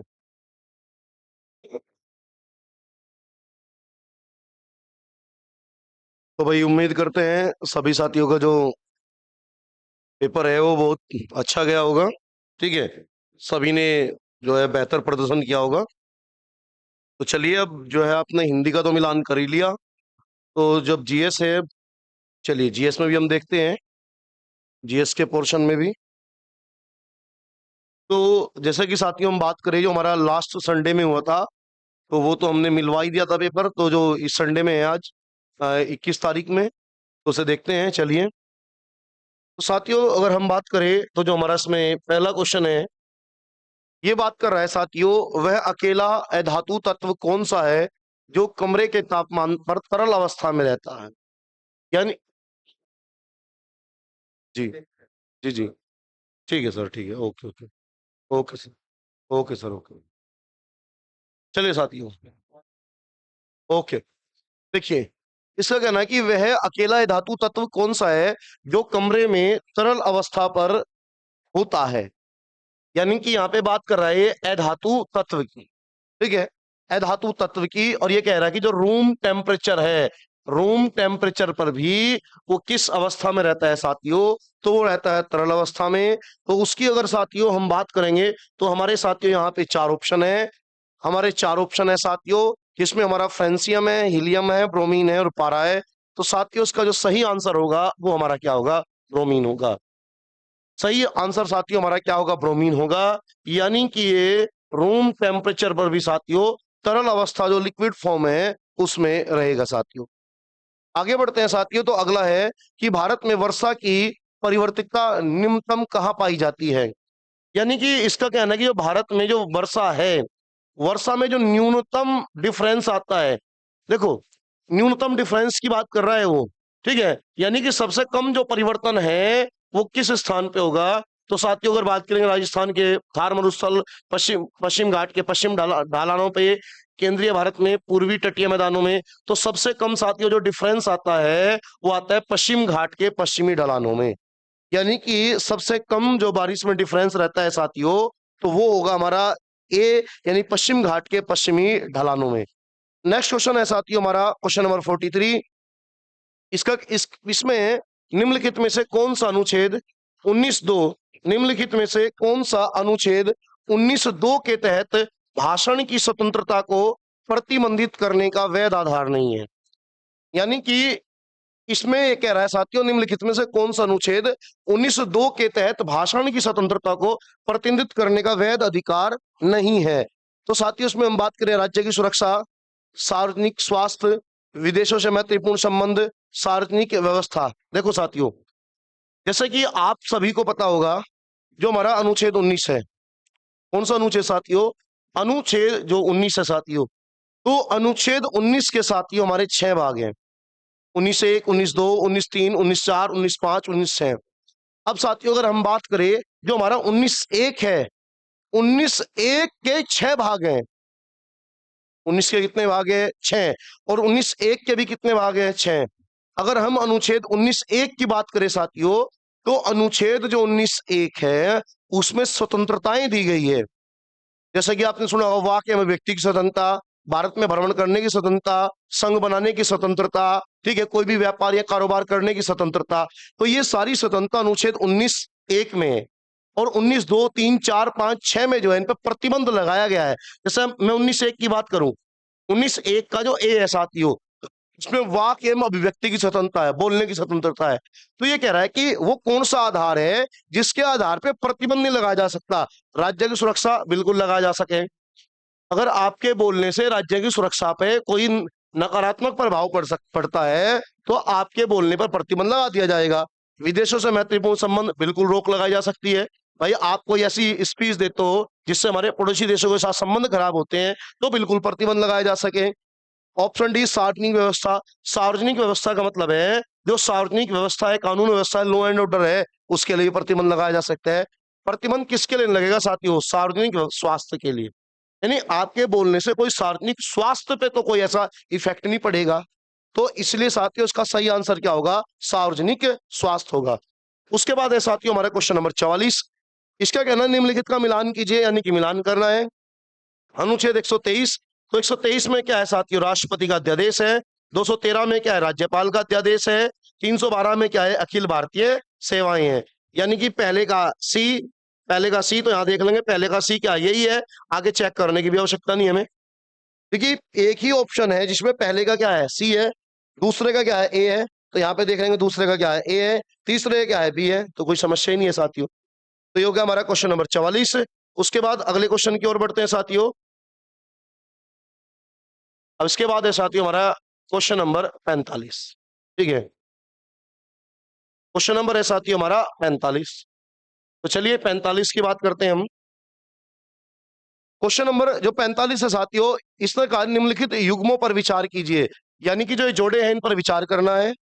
तो केशवानंद भारतीवाद 1973, मिनर्वा मिल्स वाद 1980, गोलकनाथ मामला 1967, ये तीनों ही जो वाद है वो बिल्कुल सही है। इनका जो वर्ष दिया गया है वो बिल्कुल सही दिया गया है। यानी कि इसका क्या हो जाएगा साथियों? तो इसका हो जाएगा डी। यानी कि 45 का सही आंसर क्या होगा साथियों? डी होगा। अगला है क्वेश्चन नंबर 46। इसमें कहा है निष्क्रिय प्रतिरक्षा के माध्यम से प्राप्त की जा सकती है। प्रतिजन, टीके, पूर्व निर्मित प्रतिरक्षी या प्रतिरक्षण। तो 46 का होगा सी, निष्क्रिय प्रतिरक्षा। यानी कि जो आपको वैक्सीन दी जाती है उसके संबंध में बात कर रहे हैं, कि जो निष्क्रिय प्रतिरक्षा है उसके संबंध में बात कर रहा है। तो 46 का साथियों क्या होगा हमारा? तो 46 का हो जाएगा साथियों हमारा सी। उसके बाद आगे बढ़ते हैं साथियों क्वेश्चन नंबर 47 पे हम। तो क्वेश्चन नंबर 47 की बात करें तो इसका कहना है संविधान का 86वां संविधान संशोधन तो अधिनियम 2002 के माध्यम से को स्वतंत्रता के अधिकार के हिस्से के रूप में मौलिक अधिकारों को सूची में शामिल किया गया। जो हमारे मौलिक अधिकार है साथियों, तो इसका कहना है कि 86वें संविधान संशोधन 2002 के द्वारा मौलिक अधिकारों में क्या जोड़ा गया साथियों? तो मौलिक अधिकारों में शांतिपूर्ण और बिना हथियारों के, नहीं ये नहीं जोड़ा गया। किसी भी पेशे को अभ्यास करने के लिए ये भी नहीं जोड़ा गया। शिक्षा का अधिकार बिल्कुल जोड़ा गया। यानी कि 86वें संविधान संशोधन के साथियों जोड़ा गया था शिक्षा का अधिकार। तो क्वेश्चन नंबर 47 का सही आंसर क्या होगा साथियों? तो सी हो जाएगा। क्वेश्चन नंबर 47 का सही आंसर क्या होगा साथियों? तो सी हो जाएगा। चलिए आगे बढ़ते हैं। उसके बाद है साथियों हमारा नेक्स्ट क्वेश्चन होगा हमारा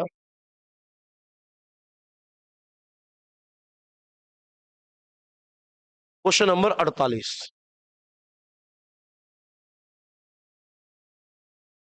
क्वेश्चन नंबर 48 होगा साथियों। क्लियर दिख रहा होगा आपको? बिल्कुल भाई। बंगाल में ब्रिटिश वस्तुओं के बहिष्कार का सुझाव सबसे पहले किसने दिया था? तो इसका कहना है कि जो बंगाल है, बंगाल में ब्रिटिश वस्तुओं के सुझाव का बहिष्कार जो है उसका सुझाव देने वाला जो व्यक्ति है साथियों, तो वो कौन था? तो वो था साथियों कृष्ण कुमार मित्रा। यानी कि जो 48 है साथियों, 48 का हमारा क्या होगा साथियों? तो 48 का होगा हमारा साथियों सी, यानी कि कृष्ण कुमार मित्रा। इसके द्वारा सबसे पहले सुझाव दिया गया था कि ब्रिटिश वस्तुओं का क्या करना चाहिए? बहिष्कार। अगला है क्वेश्चन नंबर 49। इसमें सर्वोच्च न्यायालय के निम्नलिखित निर्णयों में से किसमें भारतीय संविधान के अनुच्छेद 21 के दायरे का विस्तार किया गया है? यानी कि जो अनुच्छेद 21 है उसके दायरे का जो विस्तार किया गया साथियों, वो कौन से आर्टिकल में? वो अनुच्छेद 21 का जो दायरे का विस्तार किया गया तो वो किस वाद में? तो वाद है साथियों मेनका गांधी बनाम भारतीय संघवाद। साथियों जो मेनका गांधी है, मेनका गांधी को जो है साथियों विदेश जाने पर रोक लगाई थी, यानी कि जो पासपोर्ट है वो नहीं दिया जा रहा था। तो बाद में मेनका गांधी सुप्रीम कोर्ट में गई, तो मेनका गांधी वाद के नाम से प्रसिद्ध है साथियों।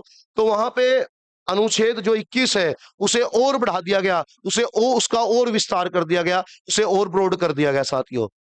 तो अनुच्छेद 21 में आप देखोगे साथियों बहुत सारे अधिकार है, जैसे कि एक प्रकार से शांतिपूर्ण वातावरण का अधिकार है, नींद लेने का अधिकार है, स्वच्छ पानी का अधिकार है, निजता का अधिकार है। तो अनुच्छेद 21 में है साथियों सारी की सारी चीजें। आगे बढ़ते हैं साथियों। अगला क्वेश्चन नंबर 50। इसमें मॉन्ट्रियल प्रोटोकॉल पर निम्नलिखित पर्यावरणीय मुद्दों में से किस पर ध्यान देने के लिए हस्ताक्षर किया गया? साथियों मॉन्ट्रियल प्रोटोकॉल हुआ, कनाडा का एक शहर है मॉन्ट्रियल। तो इसका कहना है कि जो मॉन्ट्रियल प्रोटोकॉल हुआ साथियों वो किस चीज पे ध्यान देने के लिए हुआ? तो मॉन्ट्रियल प्रोटोकॉल हुआ था साथियों समताप मंडल में ओजोन का अवक्षय। जो समताप मंडल में जो ओजोन लेयर है, ओजोन लेयर में जो साथियों ओजोन लेयर में जो छेद हो रहा था, ओजोन लेयर में जो ह्रास हो रहा था, उसे रोकने के लिए साथियों मॉन्ट्रियल प्रोटोकॉल हुआ था कनाडा में साथियों। आगे बढ़ते हैं साथियों क्वेश्चन नंबर 51।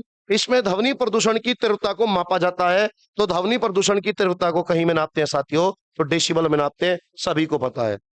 तो यानी कि जो ध्वनि प्रदूषण है हमारा, ध्वनि प्रदूषण को कहीं में नापेंगे साथियों, तो ध्वनि प्रदूषण को नापने का काम करेंगे साथियों हम डेसिबल में।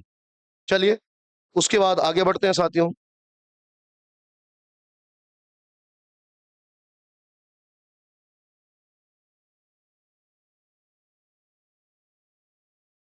उसके बाद है हमारा क्वेश्चन नंबर जो है साथियों 52। इसमें इसका है कि इनमें से कौन सा स्वतंत्रता सेनानी काकोरी रेल डकैती में शामिल नहीं था? यानी कि जो काकोरी रेल डकैती हुई थी साथियों उसमें से वो कौन सा स्वतंत्रता सेनानी है जो इसमें शामिल नहीं था? तो बात करें राम प्रसाद बिस्मिल, बिल्कुल था साथियों। अशफाक उल्लाह खान भी था, राजेंद्र लोधी भी था। नहीं साथियों, हाँ बिल्कुल राम प्रसाद बिस्मिल था साथियों, अशफाक उल्लाह खान भी, राजेंद्र लोधी भी, और जो सुखदेव है सुखदेव नहीं था। ठीक है। और अगर काकोरी रेल डकैती की बात करेंगे साथियों, तो काकोरी रेल डकैती हुई थी साथियों 9 अगस्त 1925। काकोरी रेल डकैती जो हुई साथियों वो हुई थी 9 अगस्त 1925 में। तो याद रखेंगे राम प्रसाद बिस्मिल, अशफाक उल्लाह खान और राजेंद्र लोधी इसमें इससे जो है काकोरी कांड जो है इससे संबंधित है। और साथियों अगर मैं बात करूं अभी जो उत्तर प्रदेश सरकार है उसने जो काकोरी जो रेल डकैती है इसका जो नाम है वो परिवर्तित कर दिया गया और इसे कहा गया एक प्रकार से काकोरी एक्शन के नाम से, है ना। चलिए आगे बढ़ते हैं साथियों। अगला पंचायत अनुसूचित क्षेत्रों में विस्तार अधिनियम पैसा अधिनियम के प्रावधान निम्नलिखित में से किस क्षेत्र पर लागू होते हैं? यानी कि साथियों इसने बात की है पैसा अधिनियम की, पैसा एक्ट की। तो पैसा अधिनियम लागू होगा साथियों 5वीं अनुसूची में। देखो साथियों बात सुनो, जैसे आपको पता होगा भारतीय संविधान का भाग 9 है। भाग 9 में क्या है? ग्राम पंचायत। 9 क में क्या है? नगर पालिका। और 9 ख में क्या है? सहकारी समिति। हमारे देश में कुछ ऐसे अनुसूचित क्षेत्र हैं साथियों जहां पे जो पंचायती राज सिस्टम है साथियों वो लागू नहीं होता। यानी कि जो पंचायती राज सिस्टम है साथियों वो लागू नहीं होता, तो उनके लिए एक अलग से कानून है साथियों जिसका नाम है पैसा, PESA। PESA panchayat extension in schedule area, इसे बोलते हैं panchayat extension in schedule area. यानी कि जो अनुसूचित क्षेत्र है साथियों तो उन क्षेत्रों में जो पंचायत है, ग्राम पंचायत है, वो अनुच्छेद 9 के तहत डायरेक्ट लागू ना होके तो उसके लिए साथियों अलग से एक्ट है, अलग से अधिनियम है जिसका नाम है पैसा, panchayat extension in schedule area. आगे बढ़ते हैं साथियों। यह कि शारदा नहर उत्तर प्रदेश के, इसमें क्वेश्चन नंबर 54 कि शारदा नहर उत्तर प्रदेश के किस जिले में स्थित है? यानी कि शारदा नहर की बात कर रहा है साथियों तो ये कहां होगा साथियों? तो पीलीभीत में होगा। शारदा नहर कहाँ पे होगा साथियों? पीलीभीत में होगा। और पीलीभीत में साथियों अगर हम बात करें तो पीलीभीत में साथियों एक महत्वपूर्ण झील भी है साथियों, और जिसका नाम है फुल्लर झील। एक महत्वपूर्ण झील है साथियों, और उस झील का नाम क्या है साथियों? फुल्लर झील। यानी कि पीलीभीत में साथियों एक फुल्लर झील है, और आपको पता होगा जो फुल्लर झील है, इसी से साथियों एक नदी निकलती है, जिसका नाम है साथियों गोमती नदी। और गोमती नदी के तट पे साथियों उत्तर प्रदेश की जो राजधानी है लखनऊ, वो बसी हुई है। और उत्तर प्रदेश में, पूर्वी उत्तर प्रदेश में एक फेमस शहर है साथियों जौनपुर। जौनपुर जो है वो भी साथियों इसी नदी के जो है जो नदी के तट पे बसा हुआ है, गोमती नदी के तट पे। और गोमती नदी कहाँ से निकलती है? फुल्लर झील से। और जो साथियों जौनपुर शहर की बात करें तो साथियों ये बसाया था फिरोज शाह तुगलक ने। फिरोज शाह तुगलक का साथियों भाई था जिसका नाम था मोहम्मद बिन तुगलक, MBT। और मोहम्मद बिन तुगलक का साथियों बचपन का नाम था जोना खान। तो जोना खान की याद में साथियों शहर बसाया था जिसका नाम क्या था? जौनपुर शहर था। आगे बढ़ते हैं साथियों। नेक्स्ट क्वेश्चन है, इसका कहना निम्नलिखित में से कौन सी अजरबैजान की राजधानी है? अजरबैजान की राजधानी की बात करेंगे साथियों, तो अजरबैजान की जो राजधानी है साथियों वो क्या होगी? अजरबैजान की राजधानी है साथियों बाकू। अजरबैजान की राजधानी क्या है साथियों? बाकू है। ठीक है। वहीं, ठीक है, बिल्कुल साथियों, अजरबैजान की राजधानी क्या होगी साथियों? तो बाकू होगी। नेक्स्ट बढ़ते हैं साथियों अगले क्वेश्चन की ओर।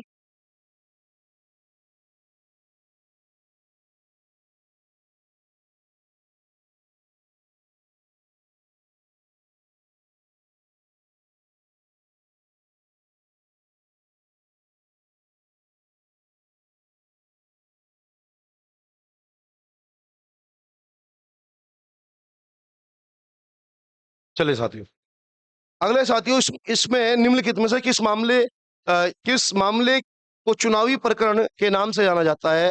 तो साथियों ये है इंदिरा नेहरू गांधीवाद प्रकरण 1975। 1975 साथियों, आपको पता होगा जब देश में इमरजेंसी लगी थी, आपातकाल लगी थी साथियों, तो उससे संबंधित है। तो ये हो जाएगा साथियों इंदिरा नेहरू गांधी प्रकरण 1975, 1975।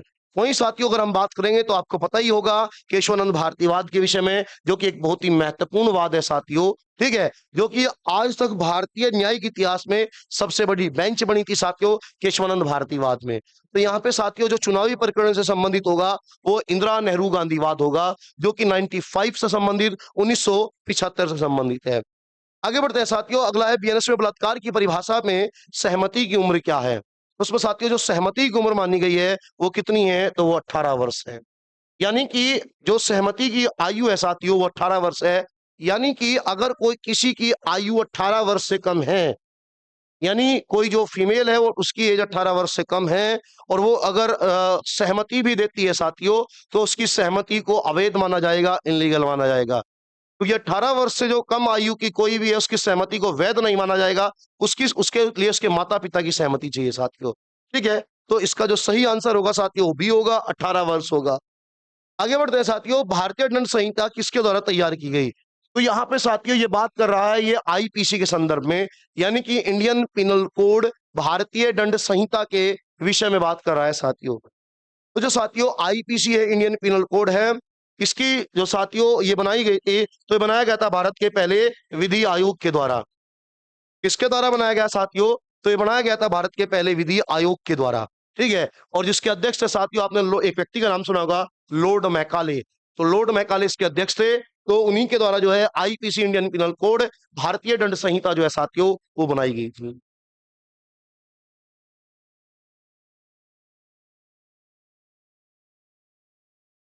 चलिए साथियों आगे बढ़ते हैं।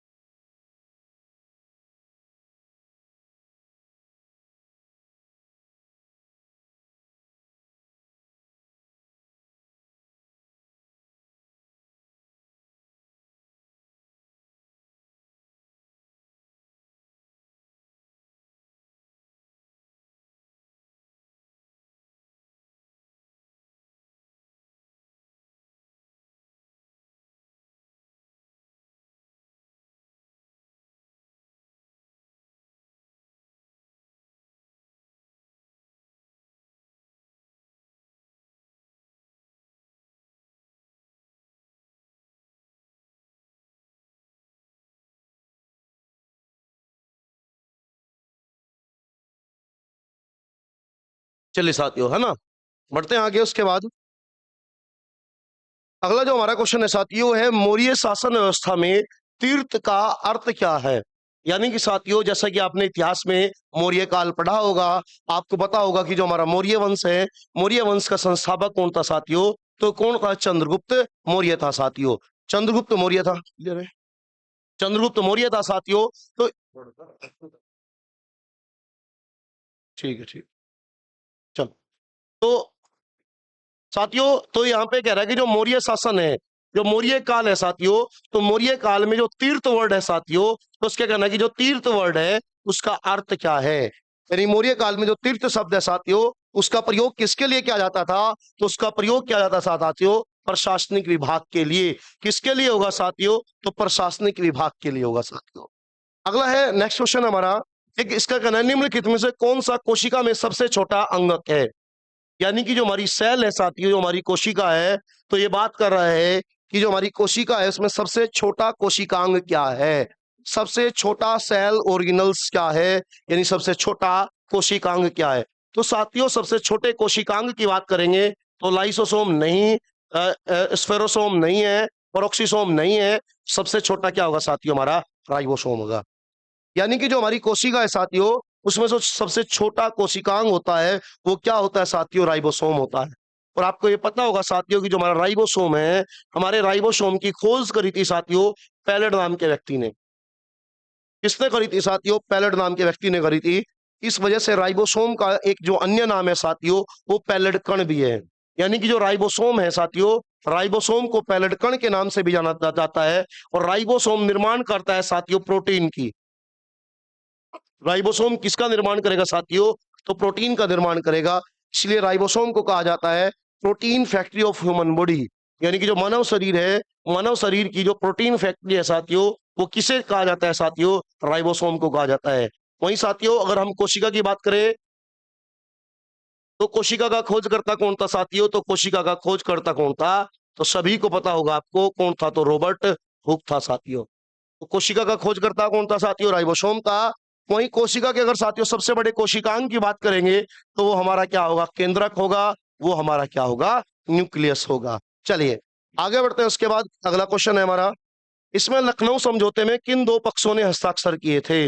यानी कि साथियों, ये बात कर रहा है लखनऊ पैक्ट की। लखनऊ समझौते को साथियों लखनऊ पैक्ट के नाम से भी जाना जाता है। यानी जो समझौता है, समझौते के लिए साथियों हम पैक्ट वर्ड का भी इस्तेमाल करते हैं।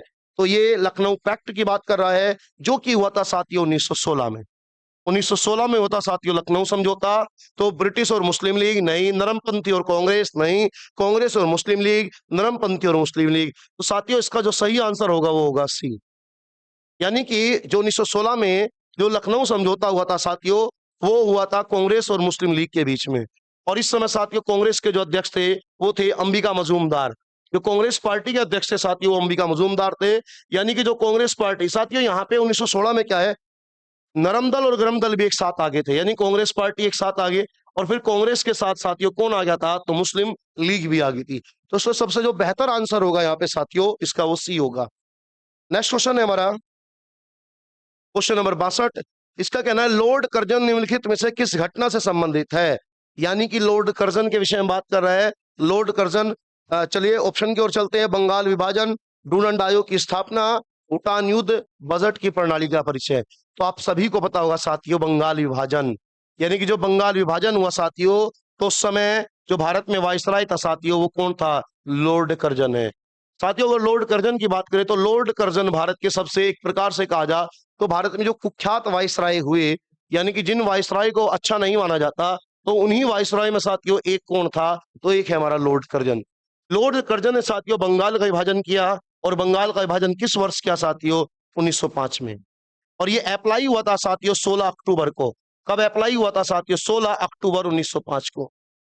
जब साथियों ये बंगाल विभाजन हुआ, इसी बंगाल विभाजन के विरोध में रविंद्रनाथ टैगोर ने साथियों एक गाना लिखा था जिसका नाम था अमार सोनार बांग्ला। यानी कि हमारे सोने जैसा बंगाल। यानी कि अमार सोनार बांग्ला, यानी कि हमारे सोने जैसा बंगाल। और साथियों अगर हम बात करें तो बाद में जब बंगाल 1947 में जो पूर्वी बंगाल था वो पाकिस्तान में चला गया, और 1971 में जब वो अलग देश बन गया साथियों, तो उस समय साथियों बांग्लादेश जो बना 1971 में, तो बांग्लादेश ने अपना जो राष्ट्रगान बनाया साथियों, वो आमार सोनार बांग्ला को बनाया। यानी कि रविंद्रनाथ टैगोर साथियों विश्व में एकमात्र ऐसे व्यक्ति हैं जिनके द्वारा दो देशों का राष्ट्रगान लिखा गया, यानी कि भारत का जनगण मन और कौन सा हो गया साथियों, ओमा आमार सोनार बांग्ला हो गया। ठीक है, चलिए महत्वपूर्ण है साथियों बंगाल का विभाजन। अगला है साथियों, अगले क्वेश्चन की ओर बढ़ेंगे। इसमें केंद्र राज्य संबंधों की जांच के लिए सरकारी आयोग,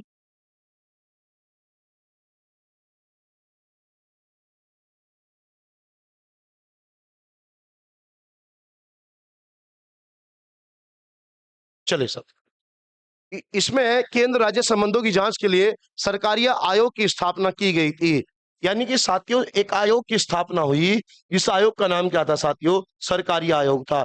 इस आयोग को जिम्मेदारी दी गई थी जो केंद्र और राज्य सरकार है उनके बीच में कैसे संबंध होने चाहिए, धन का विभाजन किस प्रकार होना चाहिए, तो उसके लिए साथियों इस आयोग की जो है वो स्थापना की गई थी।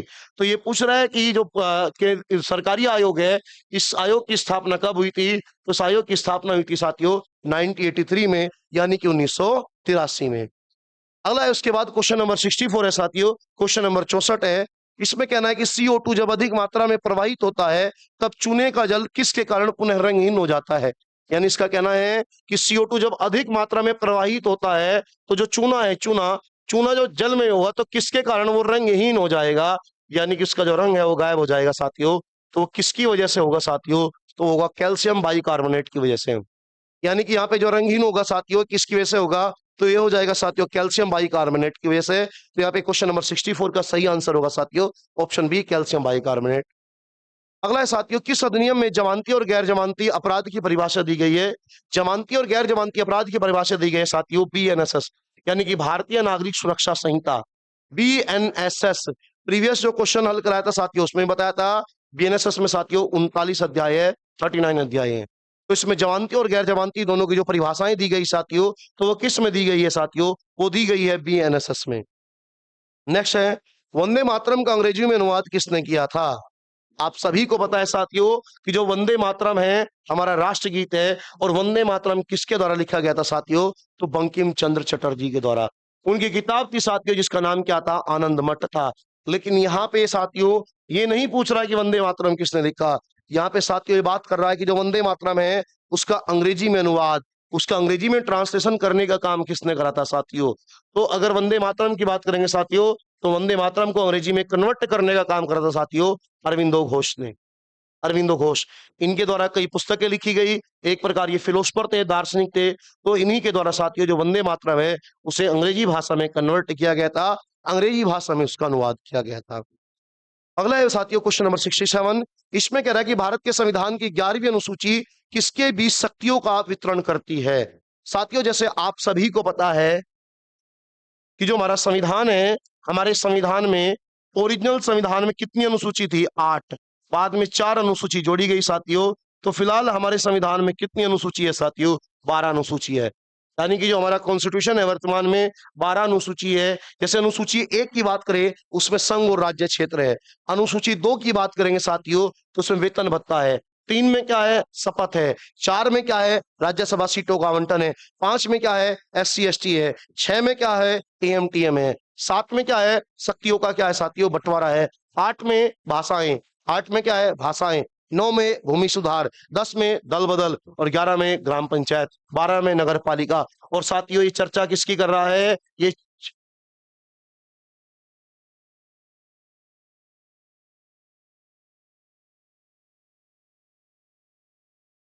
1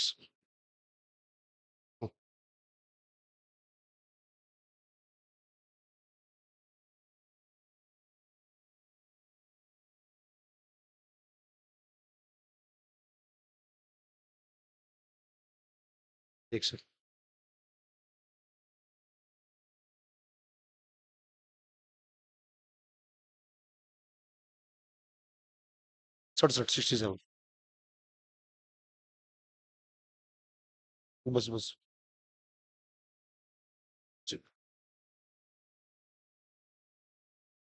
चलिए साथियों देखेंगे, हम क्वेश्चन नंबर 67 की चर्चा कर रहे थे। तो क्वेश्चन नंबर 67 है साथियों, इसमें 11वीं अनुसूची की, मैंने अभी आपको 12 की 12 अनुसूची बताई। तो जो 11वीं अनुसूची है साथियों, अगर हम 11वीं अनुसूची की बात करेंगे साथियों, तो अभी मैंने बताया था 11वीं अनुसूची में क्या है, तो 11वीं अनुसूची में क्या है, तो ग्राम पंचायत है। तो देखते हैं यहाँ पे ग्राम पंचायत जो है वो कहाँ पे है, तो एक बार चलिए पढ़ते हैं इसके चारों ऑप्शन। देखिए साथियों, पहला क्या है, संघ, पहला हो रहा है संघ और राज्य विधानसभाओं, मतलब ही नहीं है। बी है राज्य विधानसभा और पंचायतों के विषय में, बिल्कुल भाई। तीसरा भी देख लेंगे, नगर निगम, मतलब ही नहीं। चौथा है ग्राम सभा और पंचायत, ग्राम सभा और पंचायत तो साथियों एक ही मतलब है, उसका कोई मतलब ही नहीं है। तो यहाँ पे साथियों जो सही आंसर होगा वो शक्तियों का डिवीजन बुझ रहा है साथियों, तो वो राज्य विधानसभा और पंचायत, यानी पंचायतों को पावर दी गई है, और वे पावर किससे, राज्य विधानसभाओं के पास थी वो पावर, वो बाद में किसे दे दी गई साथियों, पंचायतों को दे दी गई। तो यहाँ पे साथियों सही आंसर क्या होगा साथियों, तुम्हारा बी हो जाएगा। अगला है साथियों क्वेश्चन नंबर 68। इसमें कहा है निम्नलिखित में से कौन सा मंत्रालय 1955 के नागरिकता अधिनियम के तहत कार्यान्वयन का प्रभारी है। साथियों भारतीय संविधान का एक अनुच्छेद है, अनुच्छेद 11। अनुच्छेद 11 में लिखा हुआ है कि अगर नागरिकता के संबंध में कोई कानून बनाना है तो वो कानून कौन बनाएगी साथियों, तो संसद बनाएगी। बिल्कुल, नागरिकता के संबंध में कानून बनाती है साथियों संसद, लेकिन अगर किसी व्यक्ति को नागरिकता देनी है या किसी व्यक्ति की नागरिकता समाप्त करनी है साथियों, तो वो काम करता है गृह मंत्रालय। तो साथियों ये उसी के संदर्भ में बात कर रहा है। तो यहाँ पे 1955 का जो अधिनियम है उसमें ये पावर किसे दी गई साथियों, तो वो दी गई गृह मंत्रालय को। तो इस वजह से यहाँ पे जो क्वेश्चन का सही आंसर होगा साथियों वो ए होगा, गृह मंत्रालय। विदेश मंत्रालय कोई मतलब नहीं, मानव संसाधन मंत्रालय, प्रवासी मंत्रालय कोई मतलब नहीं है। यानी नागरिकता छीनना या नागरिकता देना किसका काम है साथियों, तो वो गृह मंत्रालय का काम है। अगला है साथियों नाटो के संदर्भ में, ठीक है साथियों, अगर नाटो की हम बात करेंगे तो नॉर्थ एटलांटिक ट्रीटी ऑर्गेनाइजेशन के नाम से एक संस्था है, नॉर्थ एटलांटिक ट्रीटी ऑर्गेनाइजेशन के विषय में। तो ये कह रहा है कि नाटो के संबंध में कौन सा कथन सत्य नहीं है, यानी कि हमें ये देखना है कि जो सत्य नहीं है वो बताना है। तो चलिए देखते हैं, पहला ऑप्शन ये एक सैन्य संगठन है, बिल्कुल भाई, नाटो एक सैन्य संगठन है। अगर अभी बात करें लगभग अभी इसमें 32 के आसपास सदस्य हैं। इसका मुख्यालय ब्रुसेल्स बेल्जियम में है, बिल्कुल भाई, ब्रुसेल्स की राजधानी बेल्जियम है, वहां पे नाटो का मुख्यालय है। इसकी आधिकारिक भाषाएं, चलिए डी ऑप्शन पढ़ते हैं। इसका गठन 4 अप्रैल 1949 में हुआ, बिल्कुल सही है। यानी अगर हम देखें ऑप्शन ए, ऑप्शन बी और ऑप्शन डी तीनों सही है, यानी यहाँ पे इसका कुछ मतलब नहीं बन रहा।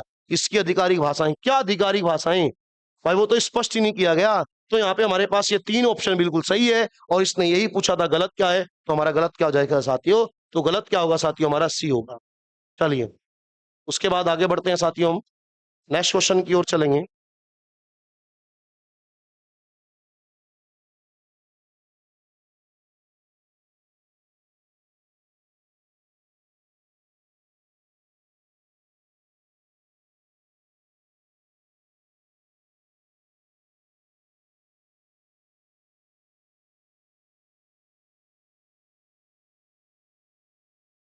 चलिए साथी, अगला है साथियों नाबार्ड के विषय में बात कर रहा है।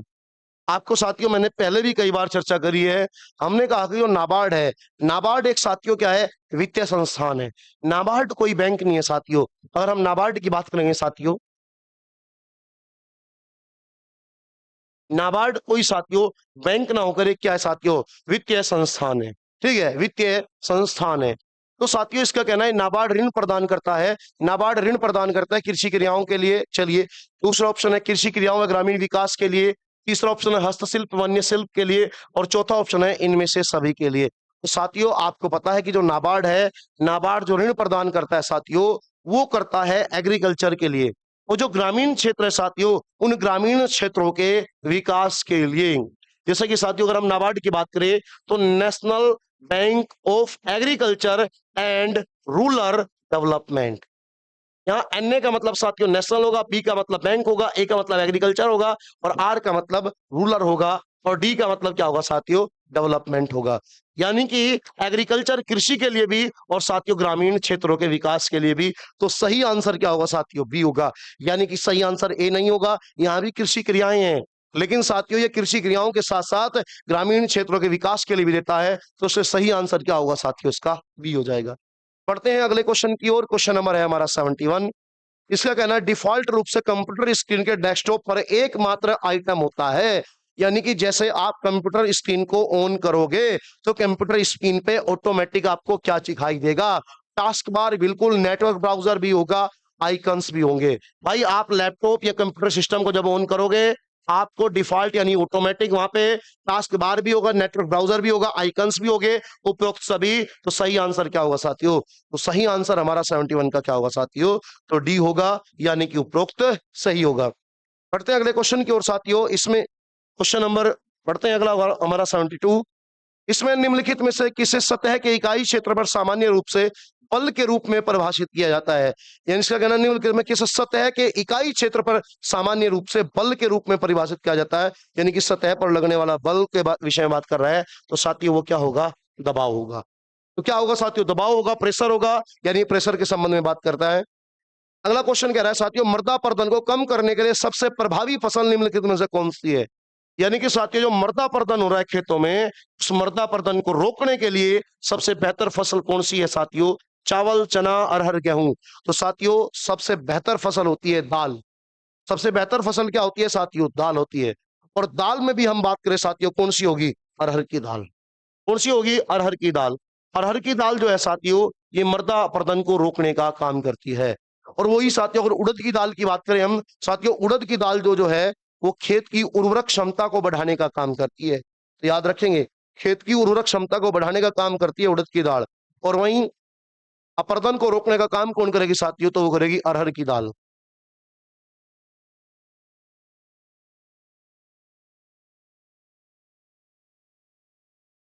उसके बाद है साथियों अगला क्वेश्चन है हमारा। इसका कहना है कि भारतीय संविधान के निम्नलिखित में किस अनुच्छेद के तहत राष्ट्रपति द्वारा भारत के महान्यायवादी अटॉर्नी जनरल की नियुक्ति की जाती है? साथियों ये बात कर रहा है महान्यायवादी की। तो आपको पता होगा कि महान्यायवादी किस आर्टिकल में है? तो महान्यायवादी साथियों 76 में है, अनुच्छेद 76 में है। और महान्यायवादी की नियुक्ति कौन करता है साथियों? तो महान्यायवादी की नियुक्ति करता है राष्ट्रपति। और याद रखना साथियों, महान्यायवादी का कोई कार्यकाल निश्चित नहीं है, वो राष्ट्रपति के प्रसाद पर्यंत तक अपने पद पर बना रहता है, चाहे वो 2 साल हो, 10 साल हो, 20 साल हो। ठीक है साथियों, तो याद रखेंगे। तो आर्टिकल 76 है, आर्टिकल 76 में महान्यायवादी के विषय में बताया गया है। अगला है साथियों, पावर सिस्टम ऑपरेशन कॉर्पोरेशन का मुख्यालय कहाँ पे है? जो साथियों पावर कॉर्पोरेशन सिस्टम है, यानी कि जो हमारा जो बिजली विभाग है उससे जुड़ी एक कंपनी है, उसके संदर्भ में बात कर रहा है। तो पावर सिस्टम कॉर्पोरेशन की बात करेंगे साथियों, तो इसका मुख्यालय कहाँ है साथियों? नई दिल्ली में। यानी कि जो पावर कॉर्पोरेशन है साथियों, उसका मुख्यालय कहाँ होगा? नई दिल्ली में होगा साथियों। नेक्स्ट है, समताप मंडल की ऊंचाई होती है। जैसे कि आप सभी को साथियों को पता होगा कि जो हमारी पृथ्वी है, हमारी पृथ्वी है, उसके ऊपर गैसों का एक आवरण है जिसे हम वायुमंडल नाम देते हैं। उसमें बात करें साथियों तो सौभ मंडल है, समताप मंडल है, मध्य मंडल है, आयन मंडल है साथियों, बहिर्मंडल है। तो इस सौभ मंडल की, समताप मंडल की बात कर रहा है, तो समताप मंडल लगभग 50 किलोमीटर के आसपास तक होता है। तो 76 का आंसर हो जाएगा साथियों ए। 5 परतें होती हैं, सौभ मंडल, सप्ताम मंडल, मध्य मंडल और आयन मंडल साथियों, और एक हो जाएगी बहिर्मंडल। अगला है क्वेश्चन नंबर 77।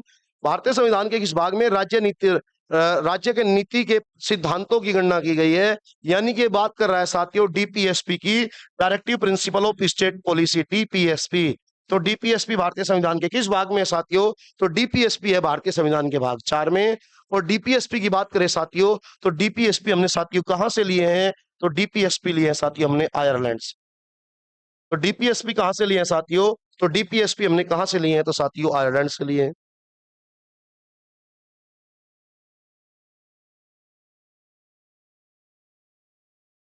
उसके बाद है साथियों अगला क्वेश्चन। नेक्स्ट क्वेश्चन कह रहा है, भारत के सांस्कृतिक पहलू के संदर्भ में अरूफ और कलम जट्टू क्या है? तो साथियों ये तल चित्र है एक प्रकार का। तल चित्र का मतलब है जो फ्लोर या दीवार पर बनाया जाता है, तो तल चित्र है साथियों। तो उसका सही आंसर बी होगा, तल चित्र। अगला है, चुनाव आयोग में कितने सदस्य होते हैं? तो चुनाव आयोग में साथियों टोटल सदस्य 3 होते हैं, एक मुख्य चुनाव आयुक्त और 2 सहायक चुनाव आयुक्त होते हैं। ठीक है, तो टोटल यहाँ पे कितने होंगे साथियों? तो 3 होंगे। उसके बाद है क्वेश्चन नंबर 80। इसका कहना निम्नलिखित में से कौन सा पारिस्थितिक तंत्र विशेष रूप से नाजुक है क्योंकि पानी दुर्लभ है? तो रेगिस्तानी पारिस्थितिक तंत्र मतलब ही नहीं, वन पारिस्थितिक, वन के पास भी है टुंड्रा। तो इसमें जो सबसे नाजुक होगा वो क्या होगा साथियों? घास के मैदान होंगे, क्योंकि घास के मैदानों के लिए साथियों जो पानी है, पानी का होना बहुत ही जरूरी है। और पानी नहीं होगा तो जो घास के मैदान है वो समाप्त हो जाएंगे। वो समाप्ति की ओर चले जाएंगे। तो साथियों, उम्मीद करता हूं आप सभी ने अपने क्वेश्चंस का मिलान कर लिया होगा, देख लिया होगा आपके कितने सही आंसर हैं। ठीक है, तो आप जो फ्यूचर में नेक्स्ट संडे में टेस्ट होगा आप उसमें और बेहतर करने की कोशिश करेंगे साथियों। ठीक है, तो आज जो साथियों हमने एनालिसिस कराया है वो हिंदी का हो गया और हमारा किसका हो गया, जीएस का हो गया। साथियों बचता है हमारा मैथ और रीजनिंग। तो मैथ और रीजनिंग की भी जो क्लास होगी साथियों वो जल्दी होगी, तो जल्दी साथियों मैथ और रीजनिंग की भी क्लास डाल दी जाएगी। ठीक है, तो चलिए मिलते हैं नेक्स्ट क्लास में, तब तक के लिए जय हिंद।